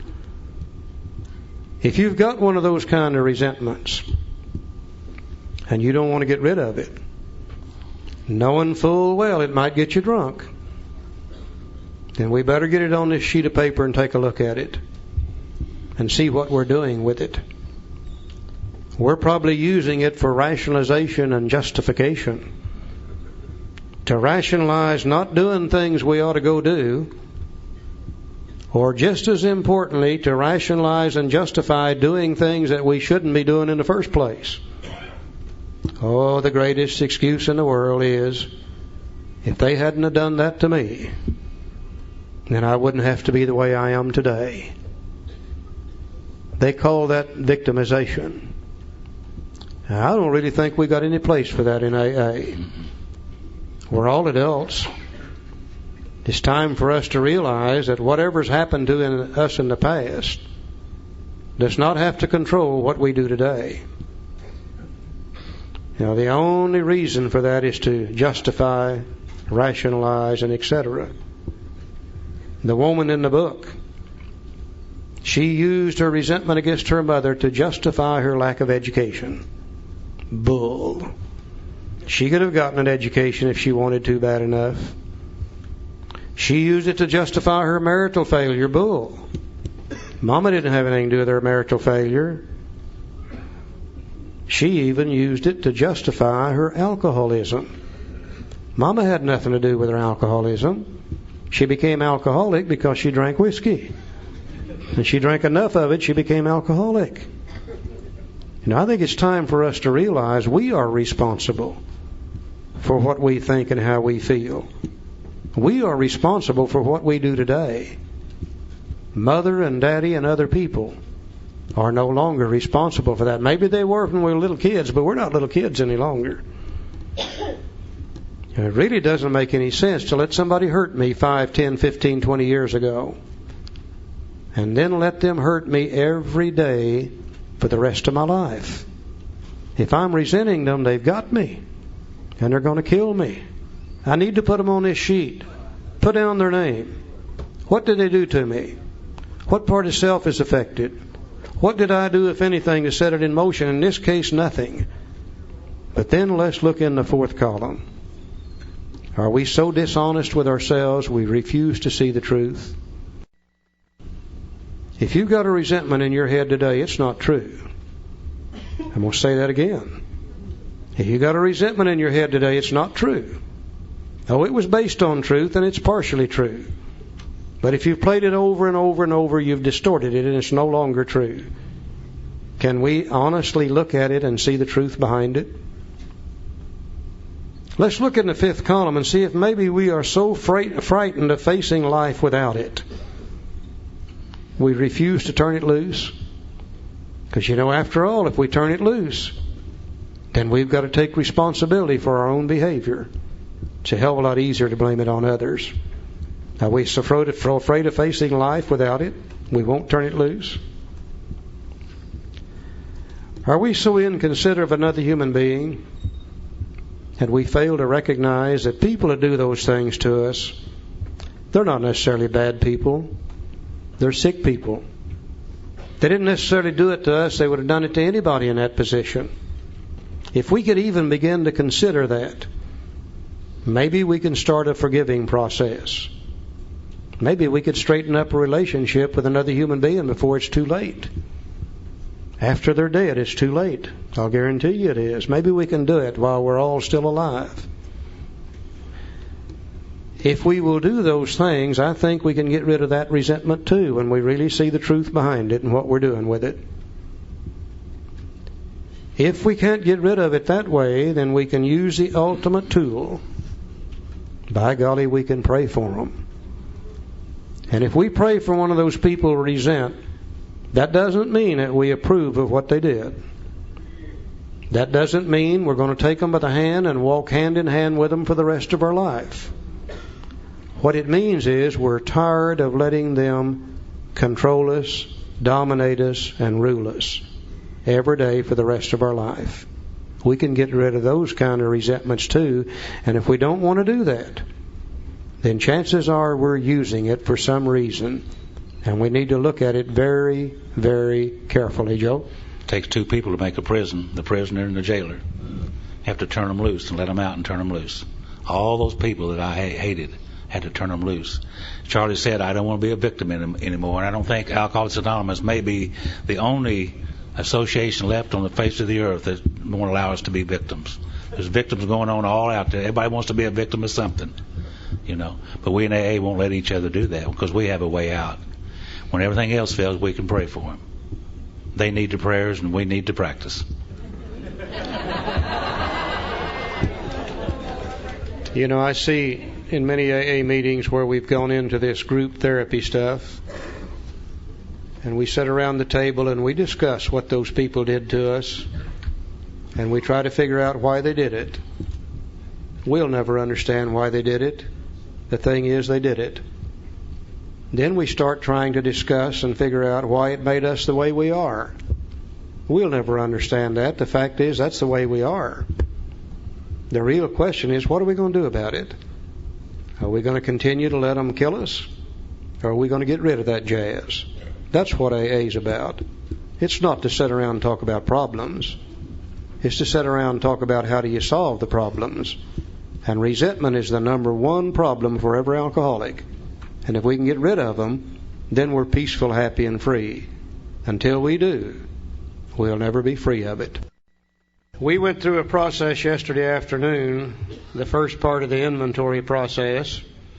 There we learned how to look at our resentments, to take an honest, truthful, moral inventory. And as we listed those resentments, we began to see the truth about them, really. The first thing we saw in column 1 is how many resentments we really did have, how much that blocked us off from the sunlight of the Spirit. The second thing we saw in column 2, it's not those people or institutions we resent, it's what they've done to us that we actually resent. The third thing we found out in column 3, it's really not even what they've done to us, it's how we choose to react to a threat to one of our basic instincts of life, which is going to determine whether we're resentful or not. So just in filling out those 3 columns, we learned some very valuable information. We also were able to see in the big book that resentments was an absolute waste of time. Whenever they're churning around in our heads, we're pretty well paralyzed from doing anything worthwhile. And we find that if we honestly look at them, most of us have spent literally thousands and thousands of hours in resentments. And as we look back at that time in our lives, we can see where they really never did do us any good. They never really straightened up a relationship with another human being, never made us feel better, only made us feel worse, never made us any money for sure. And as far as we can tell, it's absolute wasted time. But we also said that's not the worst thing about a resentment. The worst thing is it very effectively blocks us off from God. Blocked off from God, we don't feel good. We begin to become insane. We begin to think about taking a drink. Next thing you know, we end up drunk all over again. And when we truthfully and honestly looked at those resentments, we could really begin to see how other people have controlled and dominated us throughout our entire lifetime through those resentments. Now, we always thought that we had it under control, that we determined what we said and what we did, but we suddenly realized that we really have done nothing but react to others through our resentment toward them. That looks so stupid to us, that about 95% of those resentments automatically disappeared. The other 5% that was so deeply embedded, we found through prayer that we could remove them also, so we could be resentment-free if we follow the procedures outlined in the Big Book. The real revealing thing is, though, the amazing thing is that after we became resentment-free, God wouldn't allow another hole in our head. It had to be replaced with something else. The only thing that could replace it was the opposite of the resentment. And where we used to feel resentment, we now feel serenity, a little peace of mind, a little happiness, compassion, goodwill, love. Those are all God's thinking rather than our individual thinking. And we found that came to us automatically. Those things had always been a part of us. We just never could use them before. Now that resentments are gone, then God's thinking automatically begins to replace the resentment, and we're in much less chance of getting drunk now than we were when we started the process. We went back to the resentment sheet, and we looked at it from an entirely different angle now. We began to look at it to see what had we done to set that thing in motion, or what did we do we had never looked at before. And in our fourth column, we found that in almost all cases, whatever the resentment was, we ourselves did something to set it in motion. And we hurt other people, they retaliated, we resented, we played the resentment over and over and over, distorted the picture, finally transferred all blame to other people. A good practicing alcoholic has to be able to do that. We just couldn't live if we didn't have that ability. So we really, in the fourth column, really did begin to look at the truth of the resentment to see the part that we had played. And in most cases, we ourselves set the ball rolling. We looked in the fifth column to see the exact nature of that resentment. The resentment was the wrong, but what was at the actual core of it or at the center of it? And in the fifth column, we found the type personality that we had developed through our years of living on self-will and living as a practicing alcoholic.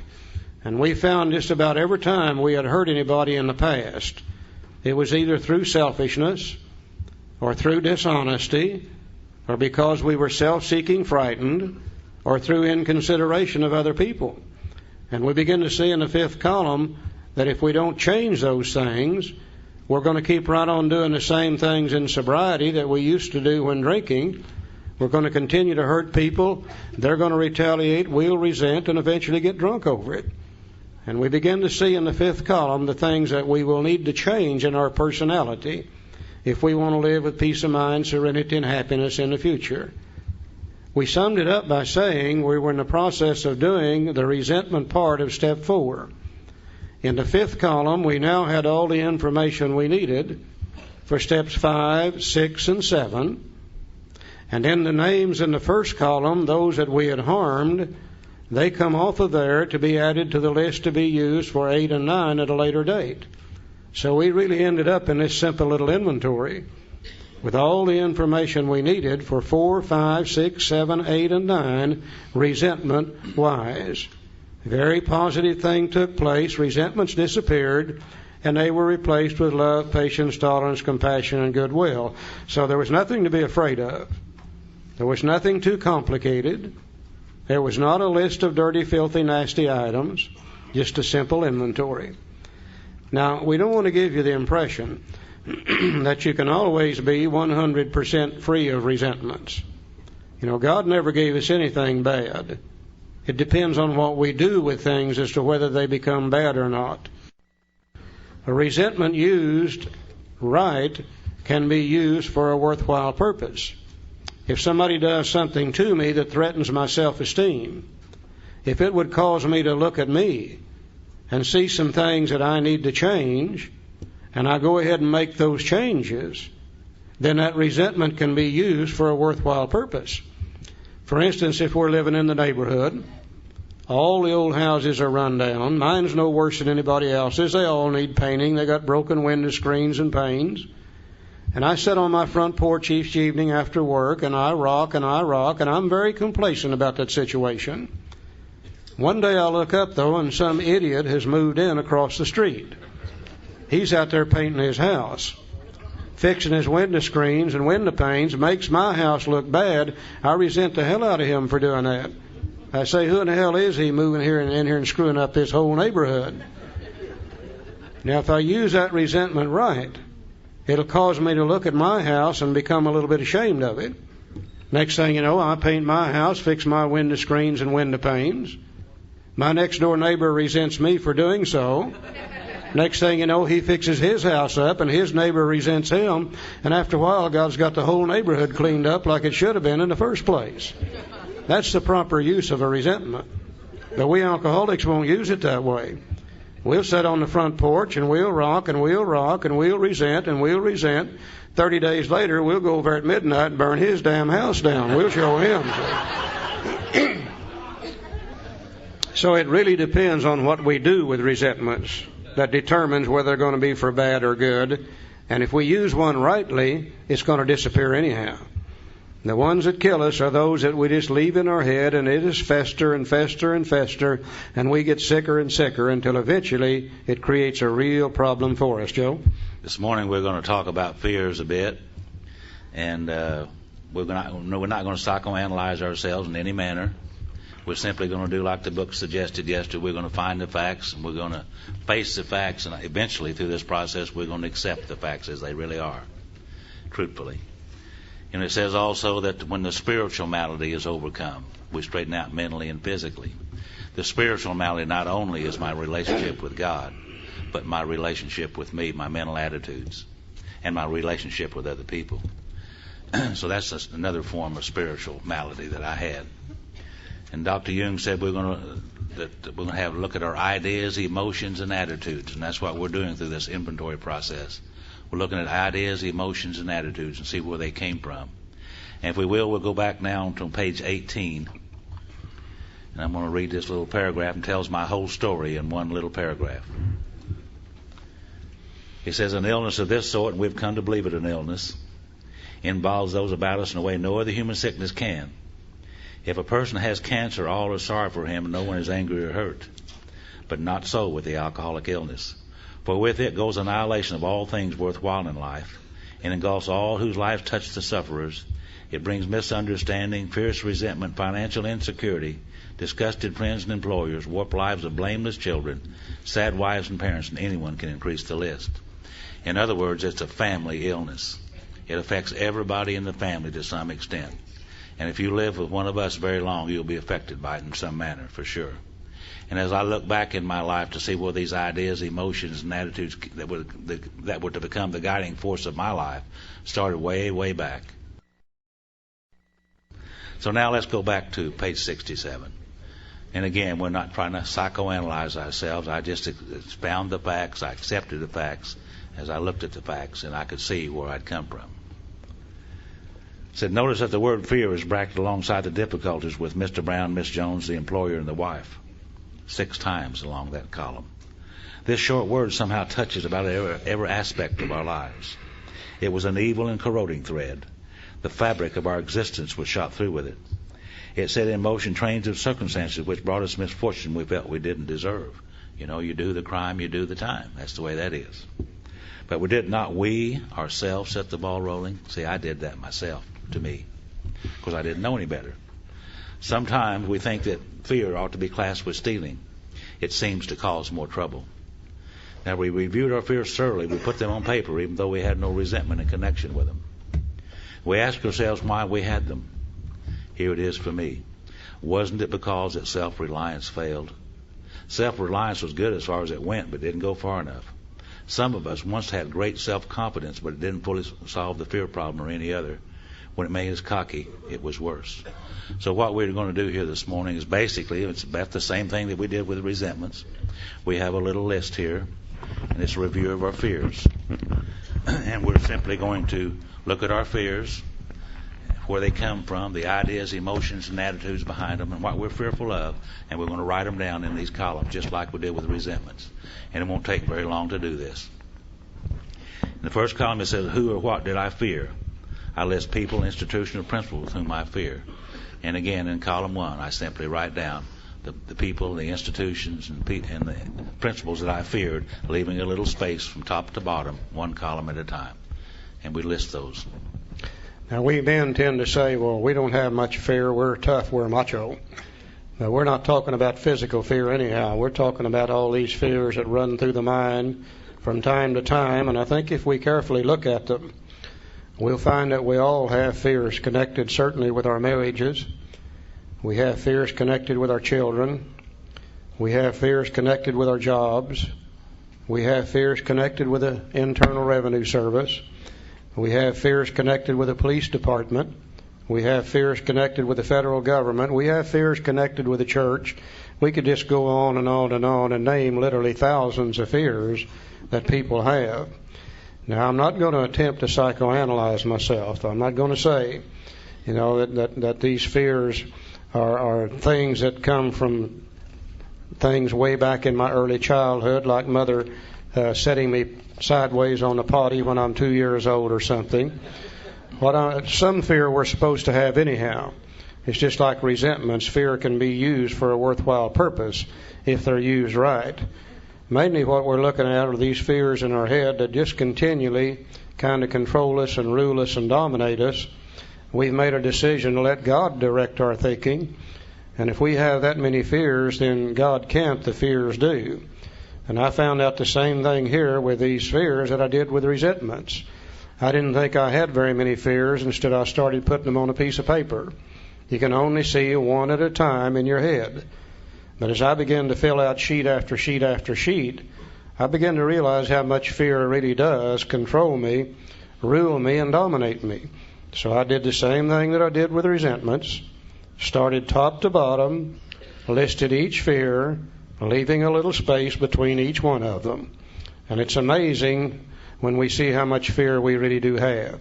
We'll never see it till we put it on a sheet of paper. Joe? See, for many years, I didn't think I had any fears at all. I thought that was a very, very brave attitude that I had. And after I filled out this first column, I could see that the fears was throughout my whole attitude and outlook on life. It permeated every part of my life. I was fearful of everything and everyone, and I did not know that. I didn't know that. So I go to the second column. Boy, you got it on his mind this morning, haven't you, huh? Yeah. I can hardly wait. I believe he must have got over his headache. Yeah. Got brain damage this morning thinking about it. So I simply go to the second column and I write down beside each of these people or principles or institutions whom I'm fearful. What am I afraid of in conjunction with those people? Am I afraid they're going to do something to me? Am I perhaps going to go to jail for some of the things that I did? Am I going to lose something of value? Am I going to lose face? Will it result in divorce? Will it destroy a personal relationship? I might lose my job? Those kind of questions I ask myself beside each of those people and institutions and principles as I listed in step one. And once again, as we fill out that second column and we begin to look at these fears, we're going to find that nearly all of them are going to revolve around about one of two or three things anyhow. Nearly every fear I've ever had revolves around the fact that I'm either not going to get something that I really want, or I'm going to lose something I've already got, or I've done something to another human being I shouldn't have done, and I'm worried to death about what they're going to do whenever they catch me. Nearly all of them will center somewhere around those things. So we simply just put down the cause of the fear. And again, I'm not going to say, well, I'm afraid of the dark because mother set me on the potty sideways. Some fear I'm supposed to have. You betcha I'm a little bit afraid of the dark. Why? Well, I don't have headlights and I can't see at night, and that keeps me from getting hurt. It brings caution. I'm a little bit afraid of the heights. Why? Well, I don't have wings and I can't fly. Keeps me from getting hurt. But if those kind of fears should keep me from going outside after dark, if they should keep me from riding in an elevator or an airplane, then I better look at them very closely. They're beginning to really, really rule me and dominate me. Most of my fears, though, center around just basically two or three things. I'm afraid I'm going to lose what I got, not going to get what I want, or I've done something I shouldn't have, and I'm afraid what they're going to do when they catch me. Very simple process. Column 3. Go to column 3 and what part of self was affected. And again, that's why I need that information on the basic instincts of life and the working knowledge of some of those words and ideas to enable to do the third column. if you don't have a God in your life and you're living without God and you don't need other people and you're living on your own will, then there's only one thing you can do, and that's to try to satisfy your basic instincts of life. And that's what I was doing. I was operating on my own. So what part of myself was affected? Was it my self-esteem? Was it my security, my ambitions, personal or sex relations which have been interfered with? Is those the things that happened? And I look down at the third column, and beside each name, again, in each instance, I write down one of those basic instincts of life, the part of me that was affected by these things. I can't experience fear unless there's a threat to one of the basic instincts of life. And I found out as I filled out the third column, just like I did with resentments, I found out where fear comes from.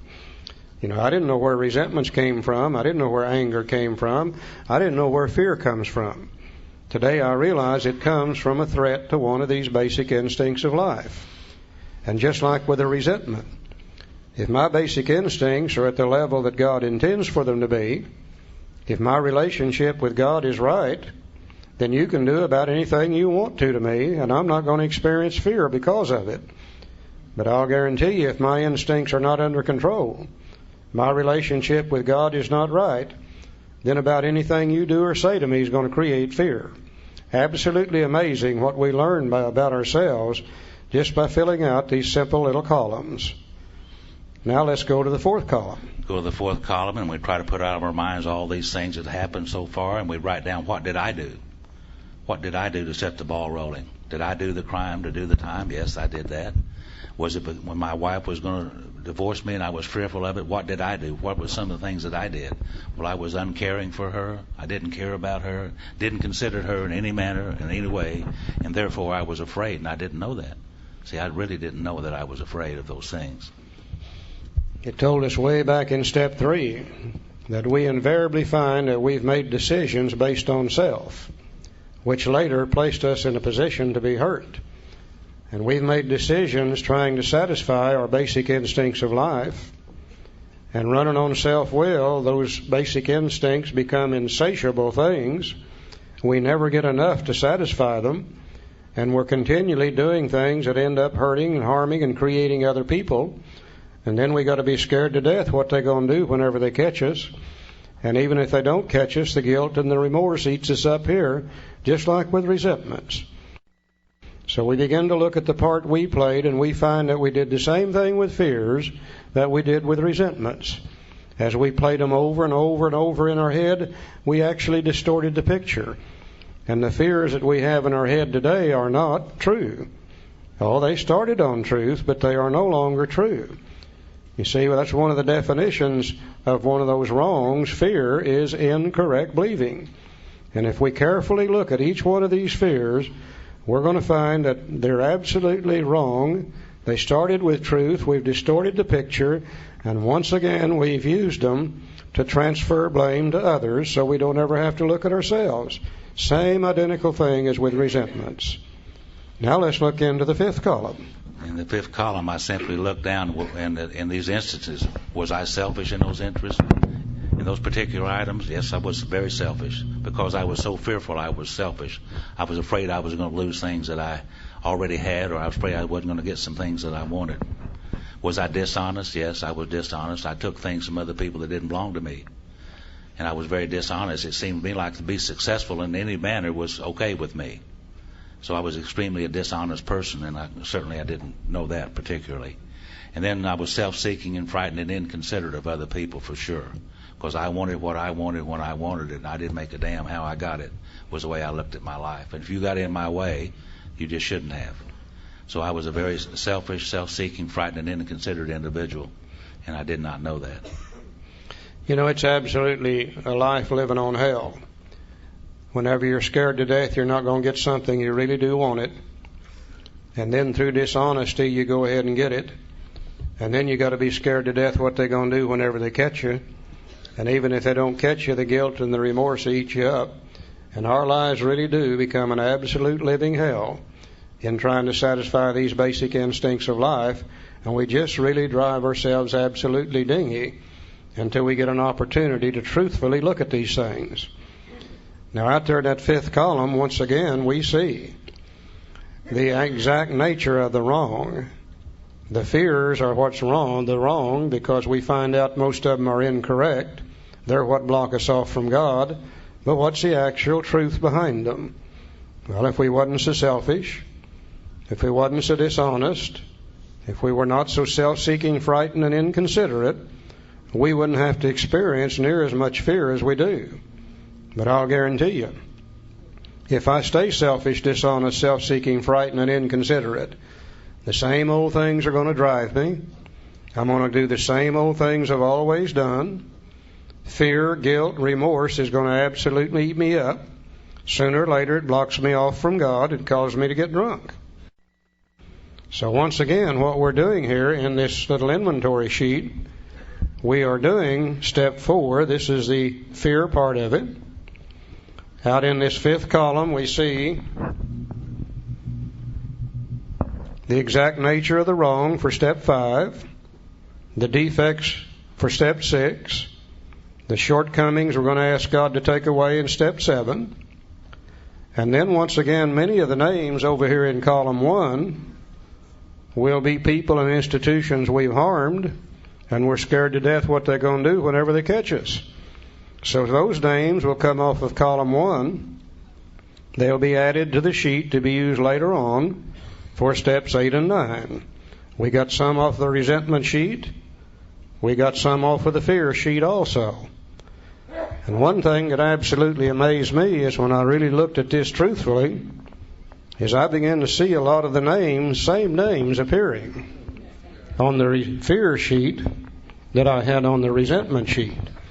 I had never tied that together in my head before. Barbara was on both sheets.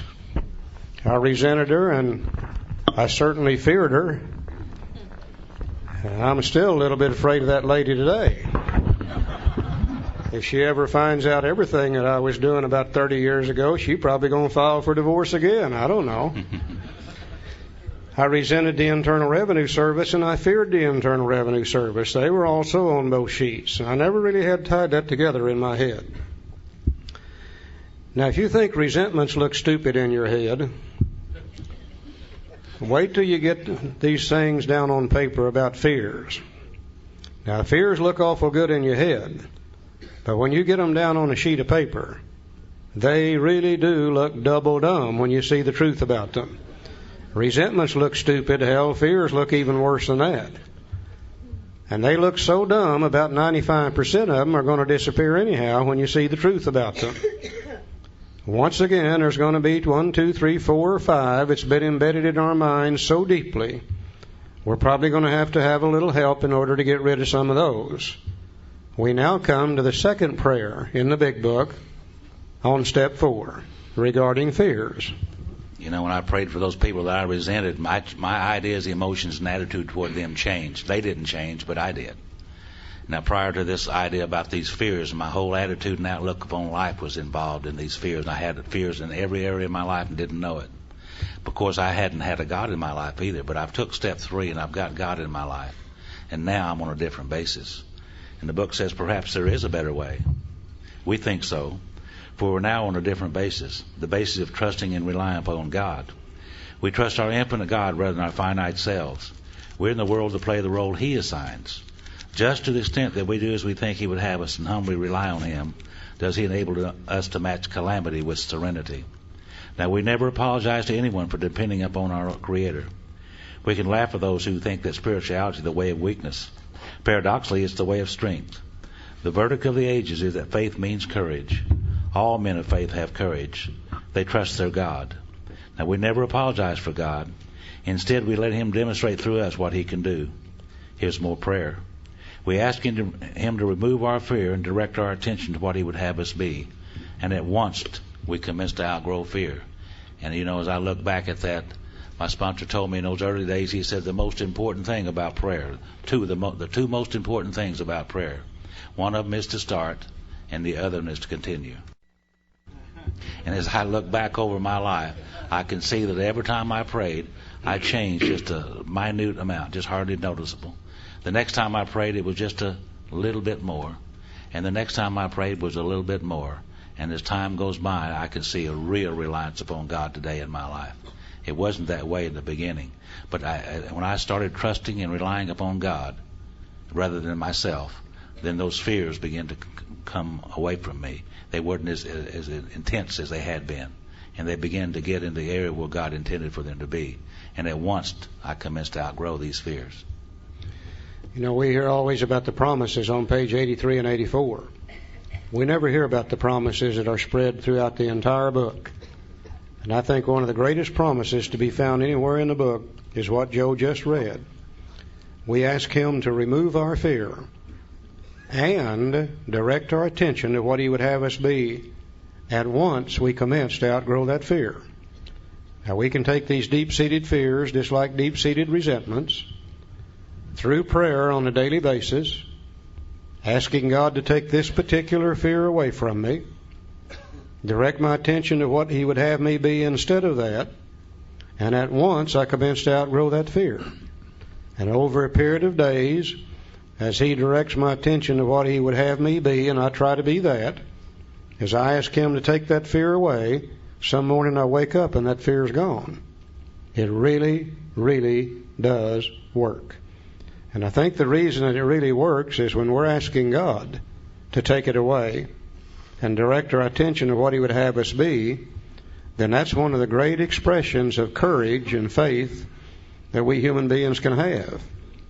Courage, faith, and fear will not exist on the same plane. The fear will be replaced by the courage to do the opposite of that fear. And as we begin to change, it'll be replaced by faith that God really can do these things. And slowly we can remove those fears too.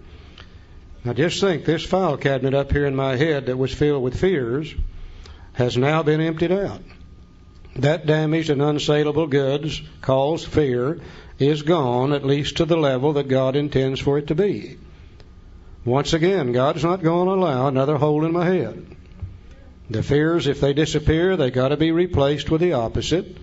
And the opposite will be faith and courage, the opposite of the fear itself. I found out I didn't have to go to any other fellowships, read any other books to get faith and courage. If God dwells within me, that's always been a part of my makeup. I just never could use it before. In my chase for money, power, prestige, and sex, in my desire to fulfill the basic instincts of life, in my worries about I wouldn't get what I want and I'd lose what I got, or they're going to catch me at it, faith and courage had to be repressed, and I had to operate on that fear level. But now that the fear is gone, faith and courage automatically comes to the surface. Another positive happening. 2/3 of my store now have some peace of mind, serenity, and happiness in them, and I'm in much less chance of drinking now than I was before I started the inventory process. You see, we don't have to wait till step 12 to get something good out of this. Every step brings a positive result.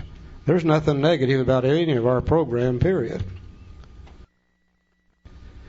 Now, also, just like with the resentment, knowing that fears block you off from God, and that they might get you drunk. If you got a fear that you don't want to turn loose of, you better look at it very, very closely. Because we can also use fear to rationalize and justify not doing something we really would like to do, or just as importantly, we can use it to justify continuing to do things that we know we shouldn't be doing. And if we've got one of those and we don't want to get rid of it, we better look at it very, very closely. Let me give you an example of how you can use fear to rationalize and justify. How many of you in here this morning, and please be truthful with me, how many of you would really like to go back to school and finish your education? Could I see your hand? Oh my God, about half of you at least. Now I'm going to ask you another question. How many of you really do intend to do that? Oh, about half of those hands went up this time. I wonder why. Nothing in the world but fear.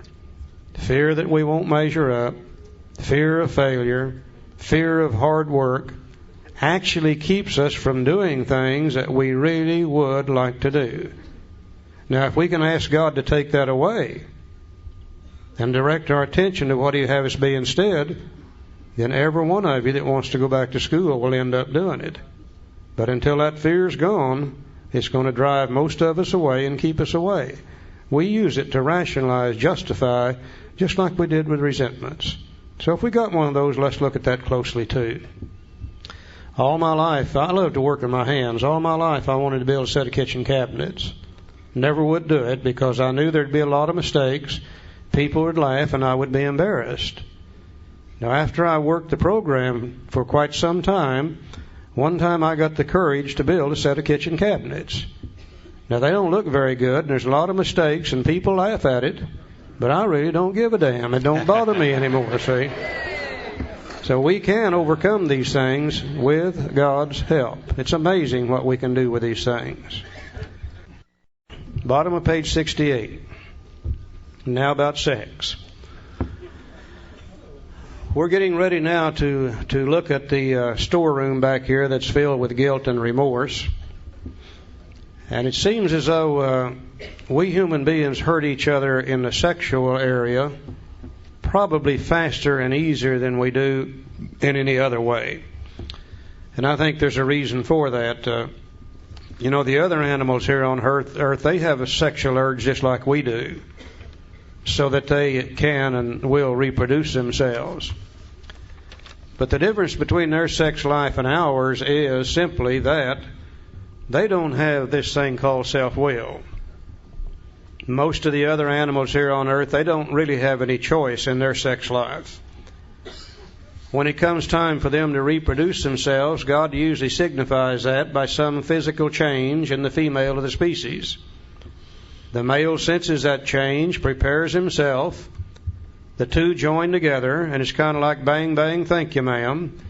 And when it's over with, they normally go their separate ways. Not always, but usually they do. Now, they didn't think about having sex before they had it. And they didn't think about having sex while they were having it. They couldn't decide when they were going to do it. God made that decision for them. They usually can't decide who they're going to do it with. They can't decide whether they're going to do it with one or more partners. They can't decide how many times they're going to do it. And they can't even decide what position they're going to do it in. So therefore you see very few sexual problems amongst the other animals here on earth. I've never seen a cow on a psychiatrist's couch yet talking about sexual dysfunction. They just don't have those kind of problems. We human beings are a little bit different. You see, God gives us this thing called self-will. And we can make choices about our sex lives. We can have sex any day of the year that we wish to. We can decide who we're going to have sex with. We can decide whether we're going to have it with one or more partners. We can decide how many times we're going to do it, providing we're physically capable of doing so. We can even decide what position we're going to do it in. They tell me there's something like 64 different positions a human being can have sex in. I have no idea what they are. I only found 3 in my lifetime. And 2 of those damn near killed me. I'm not sure I'm going back to them. So what we're going to look at here for just a few minutes this morning is not so much as to how we do sex, but as to how we think about sex. Because how we think about it determines how we're going to do it. And that determines whether we're going to hurt other people or not. And that determines whether we're going to have to be eaten up with fear, guilt, and remorse associated with our sex lives. So we're going to look just a few minutes at how we think about sex. He said many of us needed an overhauling there. Now, you older fellas, don't get your hopes up. We're talking about mental, not physical. But above all, we tried to be sensible on this question. It's so easy to get way off the track. Here we find human opinions running to extremes, absurd extremes perhaps. One set of voices cry that sex is a lust of our lower nature, a base necessity of procreation. I've heard them all my life. They're the ones that say sex is a dirty thing. You ought to do it at one time, in one position, with one person only. The only reason to do it is to reproduce yourself. And if you enjoy it, it's a sinful thing. I've heard them as far back as I can remember. They are to the extremes on one side. Then we have the voices who cry for sex and more sex, who bewail the institution of marriage, who think that most of the troubles of the race are traceable to sex causes. They think we do not have enough of it or that it isn't the right kind. They see its significance everywhere. And you hear them today. They're the ones that say you ought to be able to have sex anytime you want to, anywhere you want to, with anybody you want to, as many times as you want to. You ought to be able to enjoy it every time, and if you don't, there must be something wrong with you. Well, maybe they call that the sexual revolution. Main thing I see wrong with it, it happened 25 years too late for me to participate in it, I know that. One school would allow man no flavor for his fare, and the other would have us all on a straight pepper diet. Well, we want to stay out of this controversy. We do not want to be the arbiter of anyone's sex conduct. We all have sex problems. We'd hardly be human if we didn't. What can we do about them? And I read that last statement with great relief, because I knew this book was getting ready to condemn me for what I had been in the past. I knew it was getting ready to tell me what I was going to have to do in the future, and I'd already made up my mind that I wasn't going to pay any attention to it at all. And I was relieved to find out that we're not going to be the arbiter of anyone's sex conduct. We simply are not going to get into that question. Now, this book is meant to be helpful to anybody, anywhere. And we start trying to tell people how they're going to have to conduct their sex lives. We start condemning them for what they've done in the past, and surely we're going to alienate people. Besides that, what's sexually acceptable in one part of the world may not be acceptable at all in another part of the world. So we simply are not going to get into that question. What we are going to see is a simple little way to review our own past sex conduct, see what we've been doing with it, see if perhaps we've been using it for the wrong purposes in some cases, look at those people we've hurt by it, then try to shape a sex life of the future where we can still engage in it and enjoy it, yet at the same time not hurt other people. And if we don't do something about it and we continue to hurt other people and feel the fear, guilt, and remorse, sooner or later it'll block us off from God and we end up getting drunk over it. Very simple process, Joe.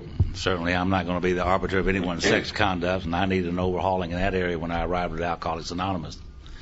And again, we're going to look at the ideas, emotions, and attitudes behind these sexual conduct that I had. And I look back in my life, and when I was about 12 or 13 years old, I got to thinking about this a lot. I mean, a lot. Almost gave me brain damage from thinking about it. So I went to my mom and I said, Mom, of course my dad's in the nut house, you see, I can't be talking to him. So I went to my mom and I said, Mom, I've been thinking about this sex thing. And she said, oh my God, Benny Joe, scared her to death. That's my name, Benny Joe. She said, oh my God, Benny Joe, said, that's not a good thing to be thinking about. In fact, it's a dirty, filthy, rotten thing to be thinking about, she said. And you ought to save it for the one you love. Think about that.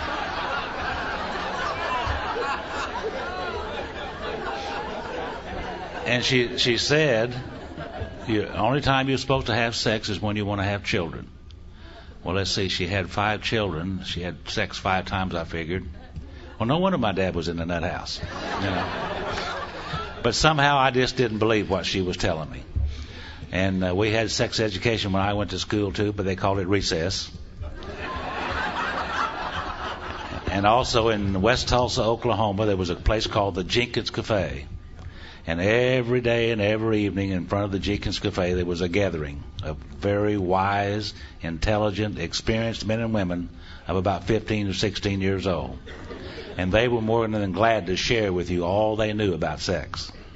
And some of those guys told me that they were having sex with 2 or 3 different partners a night, they said. Sometimes they was having sex as many as 10 times a night, they said. And, you know, the fallacy of all that is I tried to live up to that because that's what I thought of. I never could, but I tried. And I was sober 2 or 3 years in Alcoholics Anonymous before I figured out they were lying to me. At least I hope they were lying. You better hope they were lying to you. Yeah. So certainly I needed an overhauling there. When I got here, I had the spiritual knowledge of a 7 or 8 year old boy.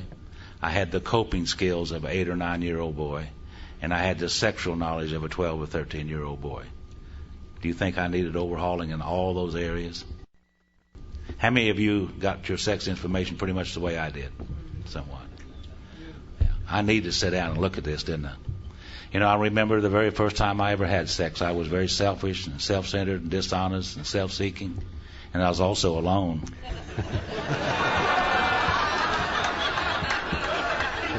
That's why he's wearing glasses today, too.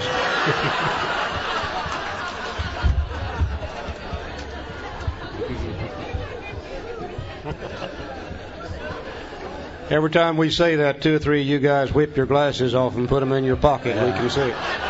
And gals. Okay, let's look at the next paragraph now very carefully.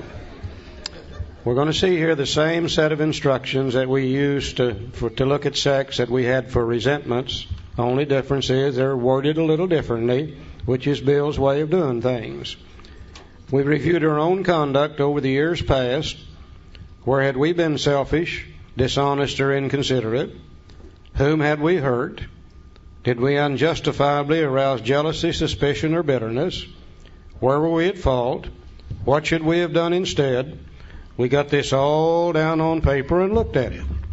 So once again, we made up a little sheet to avoid any confusion, and it looks just about exactly like the resentment sheet, except we call it a review of our own sex conduct. And in this little sheet, a review of our own sex conduct, we have the same 5 columns.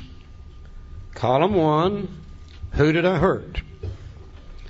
Now, I doubt if there's anybody in this room this morning that ever hurt anybody in the sexual area that we don't remember just exactly who that is. That seems to be a form of knowledge that we all have. There might be some question as to what do we do to hurt people in the sexual area. Well, certainly we hurt them in many different ways. For instance, if I'm in a married relationship and I go outside of that relationship and I have sex out there and my wife finds out about it, then surely I've created a problem from her, if not physically, at least emotionally. If that sexual escapade creates a trouble between my wife and I, there's children in my home, then I've hurt my children also by the same sexual escapade. If the lady I had sex with out there, if it becomes common knowledge, I've hurt her too. If she has a husband and children, I've hurt them also. You know, one sex act could hurt many, many different people.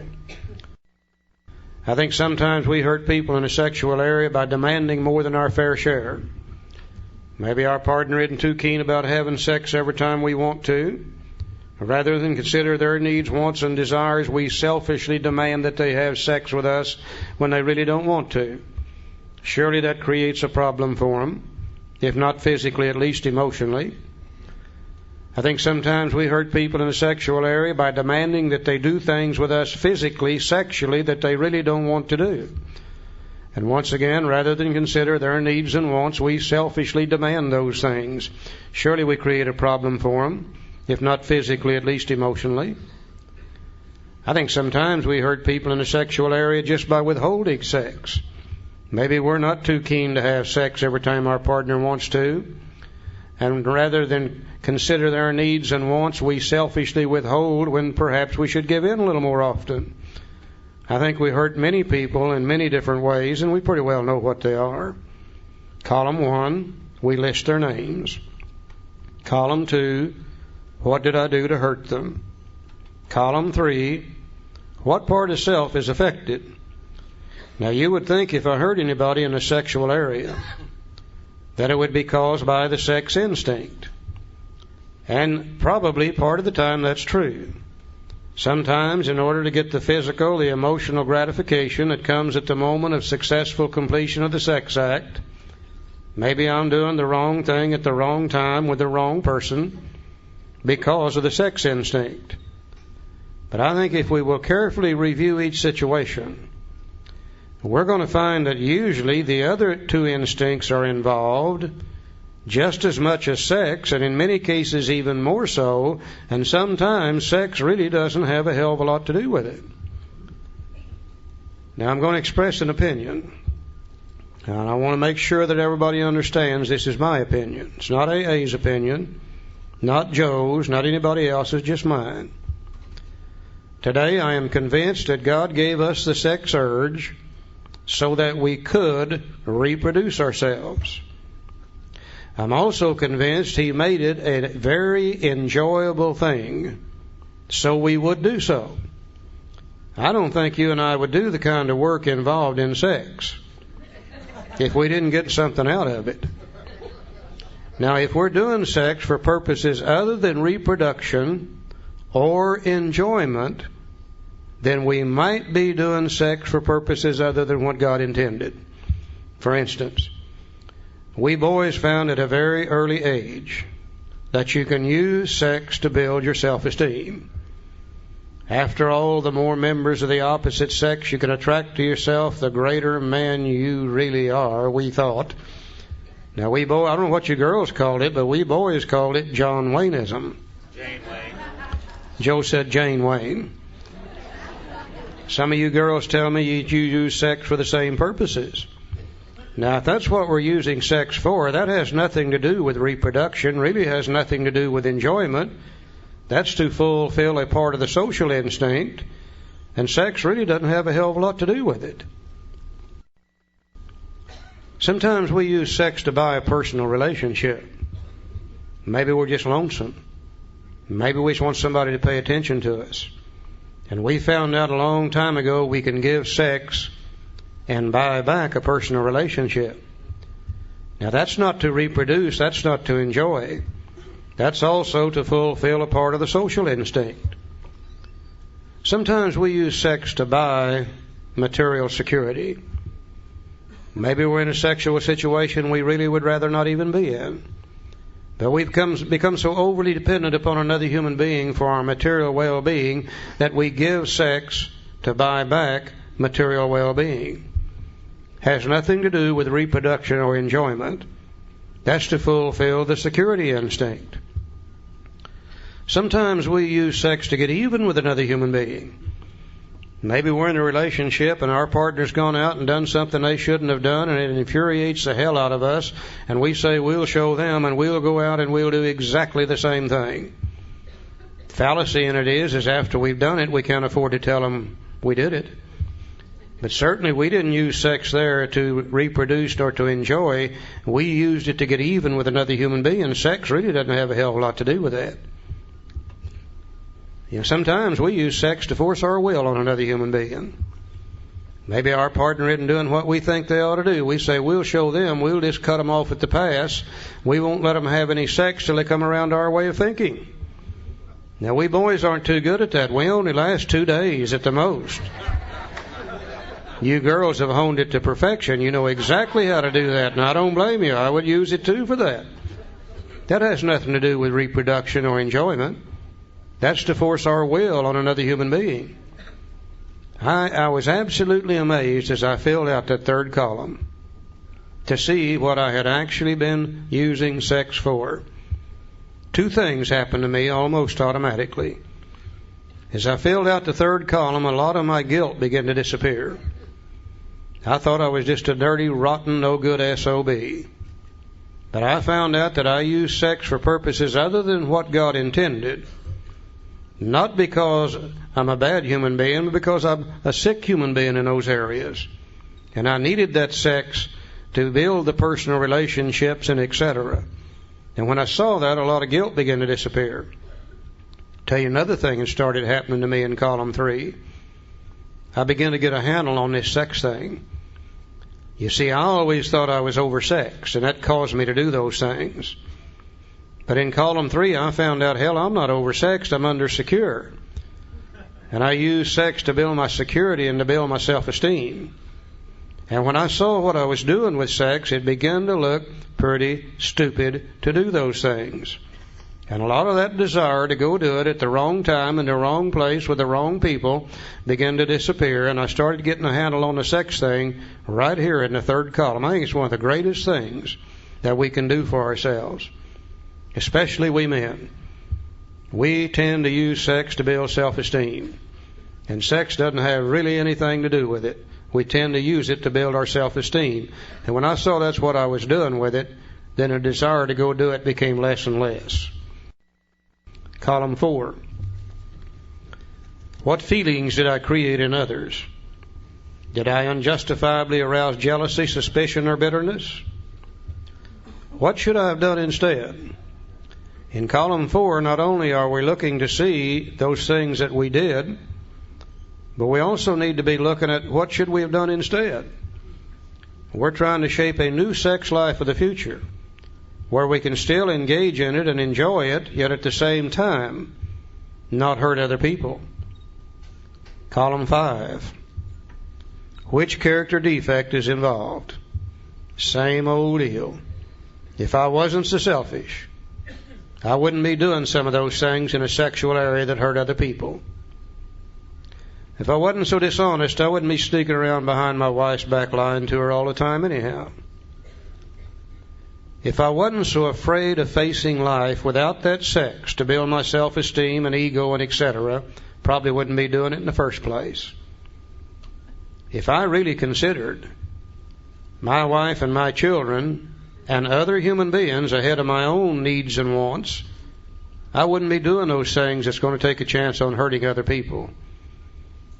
But I'll guarantee you, if I stay selfish, dishonest, self-seeking, frightened, and inconsiderate, I'm going to keep right on doing the same old things. I'm going to keep right on hurting people in the sexual area. I'm going to have to be scared to death of what they're going to do if they catch me. The guilt and remorse eats me up. Sooner or later, it blocks me off from God and I end up drunk over it. It's not a question of right and wrong. It's a question of what can we do and live with it with peace of mind and happiness and be able to stay sober in the future. At the very least, we're going to have to do something about some of these things, or sooner or later it eats us up. Now, once again, we're doing step 4. This is the sex part. In the 5th column, we see all the information now we need for step 5, 6, and 7. Quite naturally, all the names in column 1 will come off of this sheet and be added to the sheet to be used later on for steps 8 and 9. Again, I was amazed to see in many cases the same names appearing on all 3 sheets. Barbara was certainly on all 3 sheets. I even had the Internal Revenue Service on all 3 sheets. I resented them and I feared them and I gave them a pretty good screwing before I got through with them too.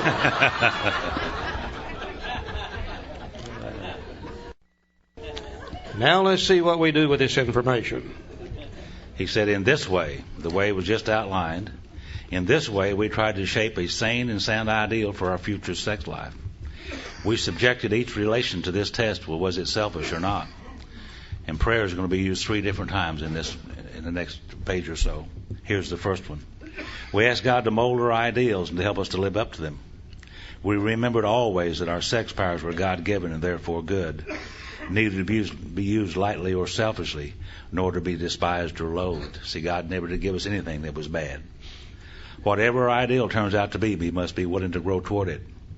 We must be willing to make amends where we've done harm, provided that we do not bring about still more harm in so doing. In other words, we treat sex as we would any other problem, more prayer.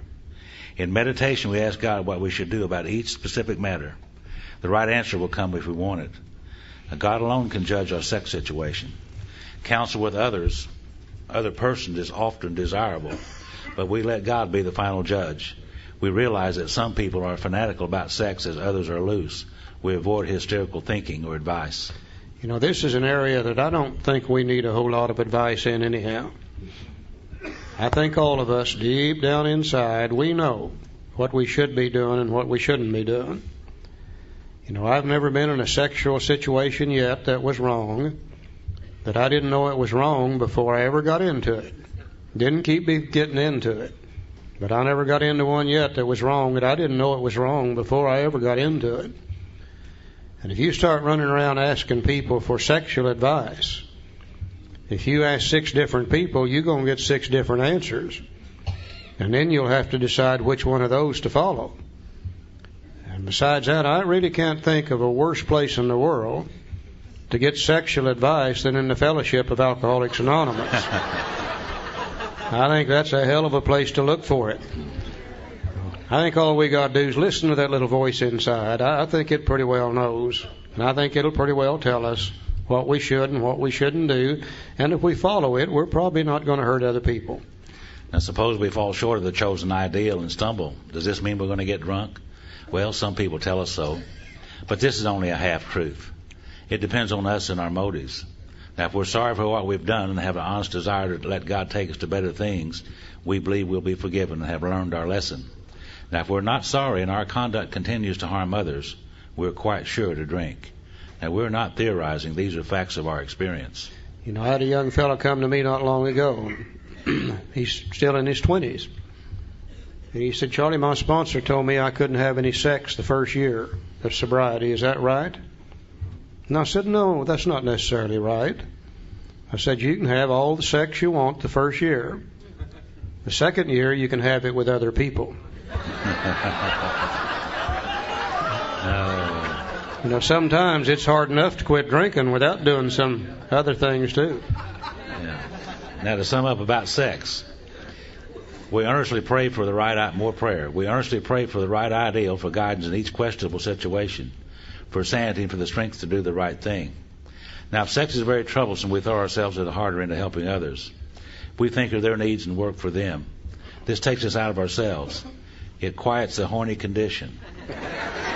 It quiets the imperious urge when to yield would mean heartache. Old Bill used some fancy words, didn't he?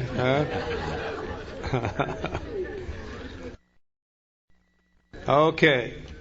Now we're going to make one other suggestion before we leave the inventory. The book says we have the list for our amends. We made it and we took step 4. And we've looked at people we've heard on the resentment sheet. We looked at them on the fear sheet. We looked at them on the sex sheet. But there's other people we've heard in other ways too that perhaps haven't popped up on any of these sheets. Maybe somebody we stole money from them, or maybe somebody we hurt physically. Many ways we hurt people. And any of those names that haven't come up on at least one of these 3 sheets, we suggest we take this 4th sheet, a review of harms other than sexual, and do exactly the same thing with it that we have done with the other sheets. Column 1, who did I hurt? Column 2, what did I do?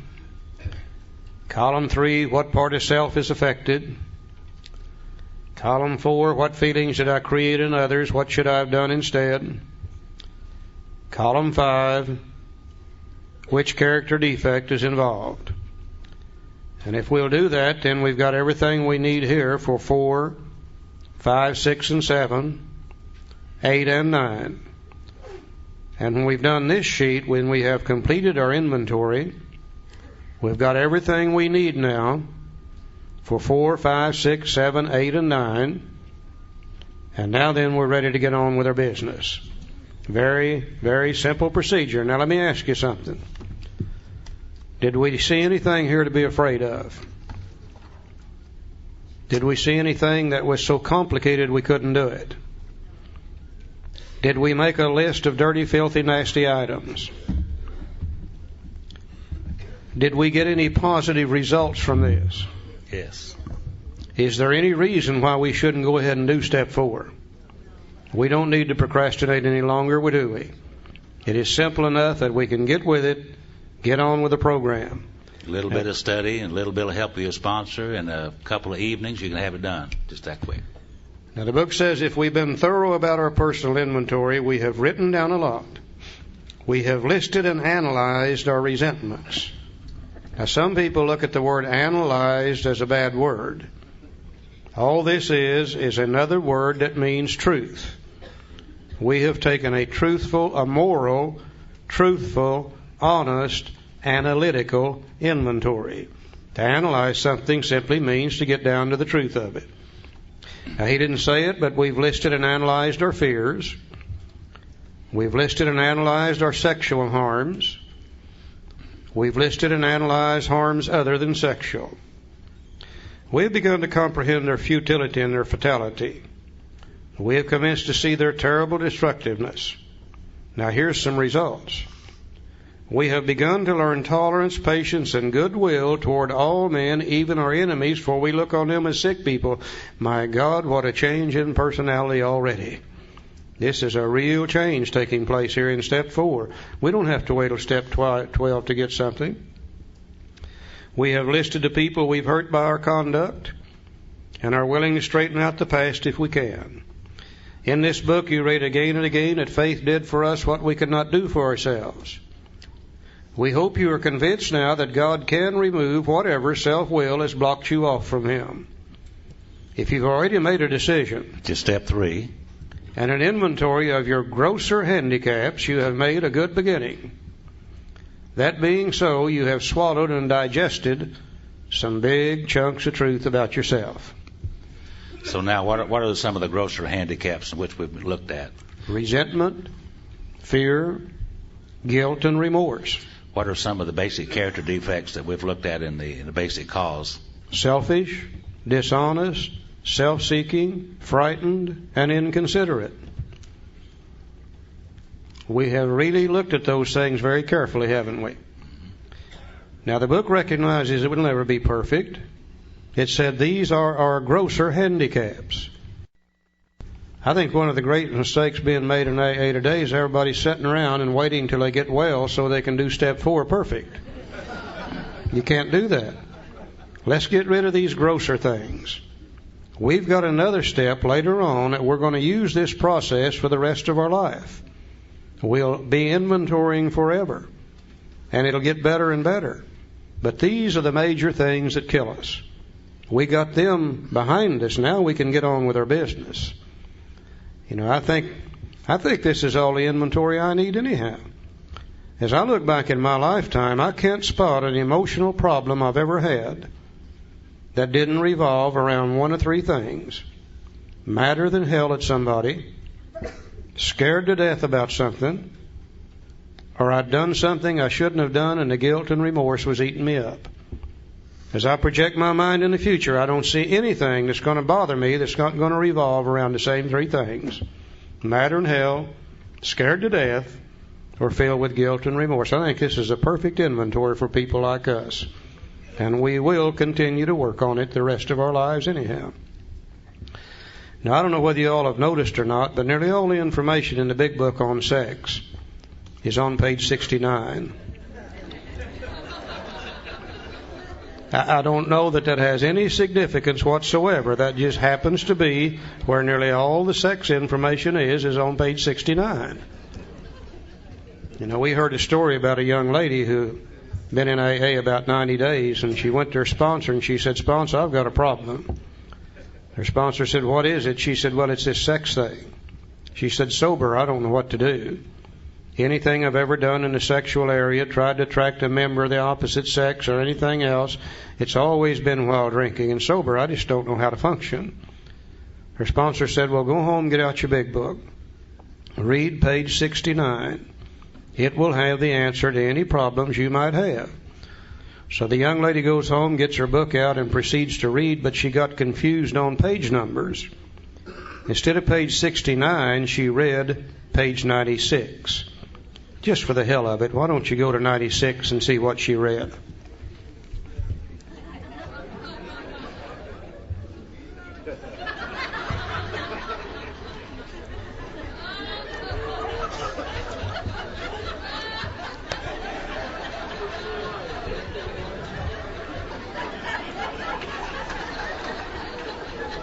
I think that's one of the most appropriate things I've ever read. It just goes on and on and on.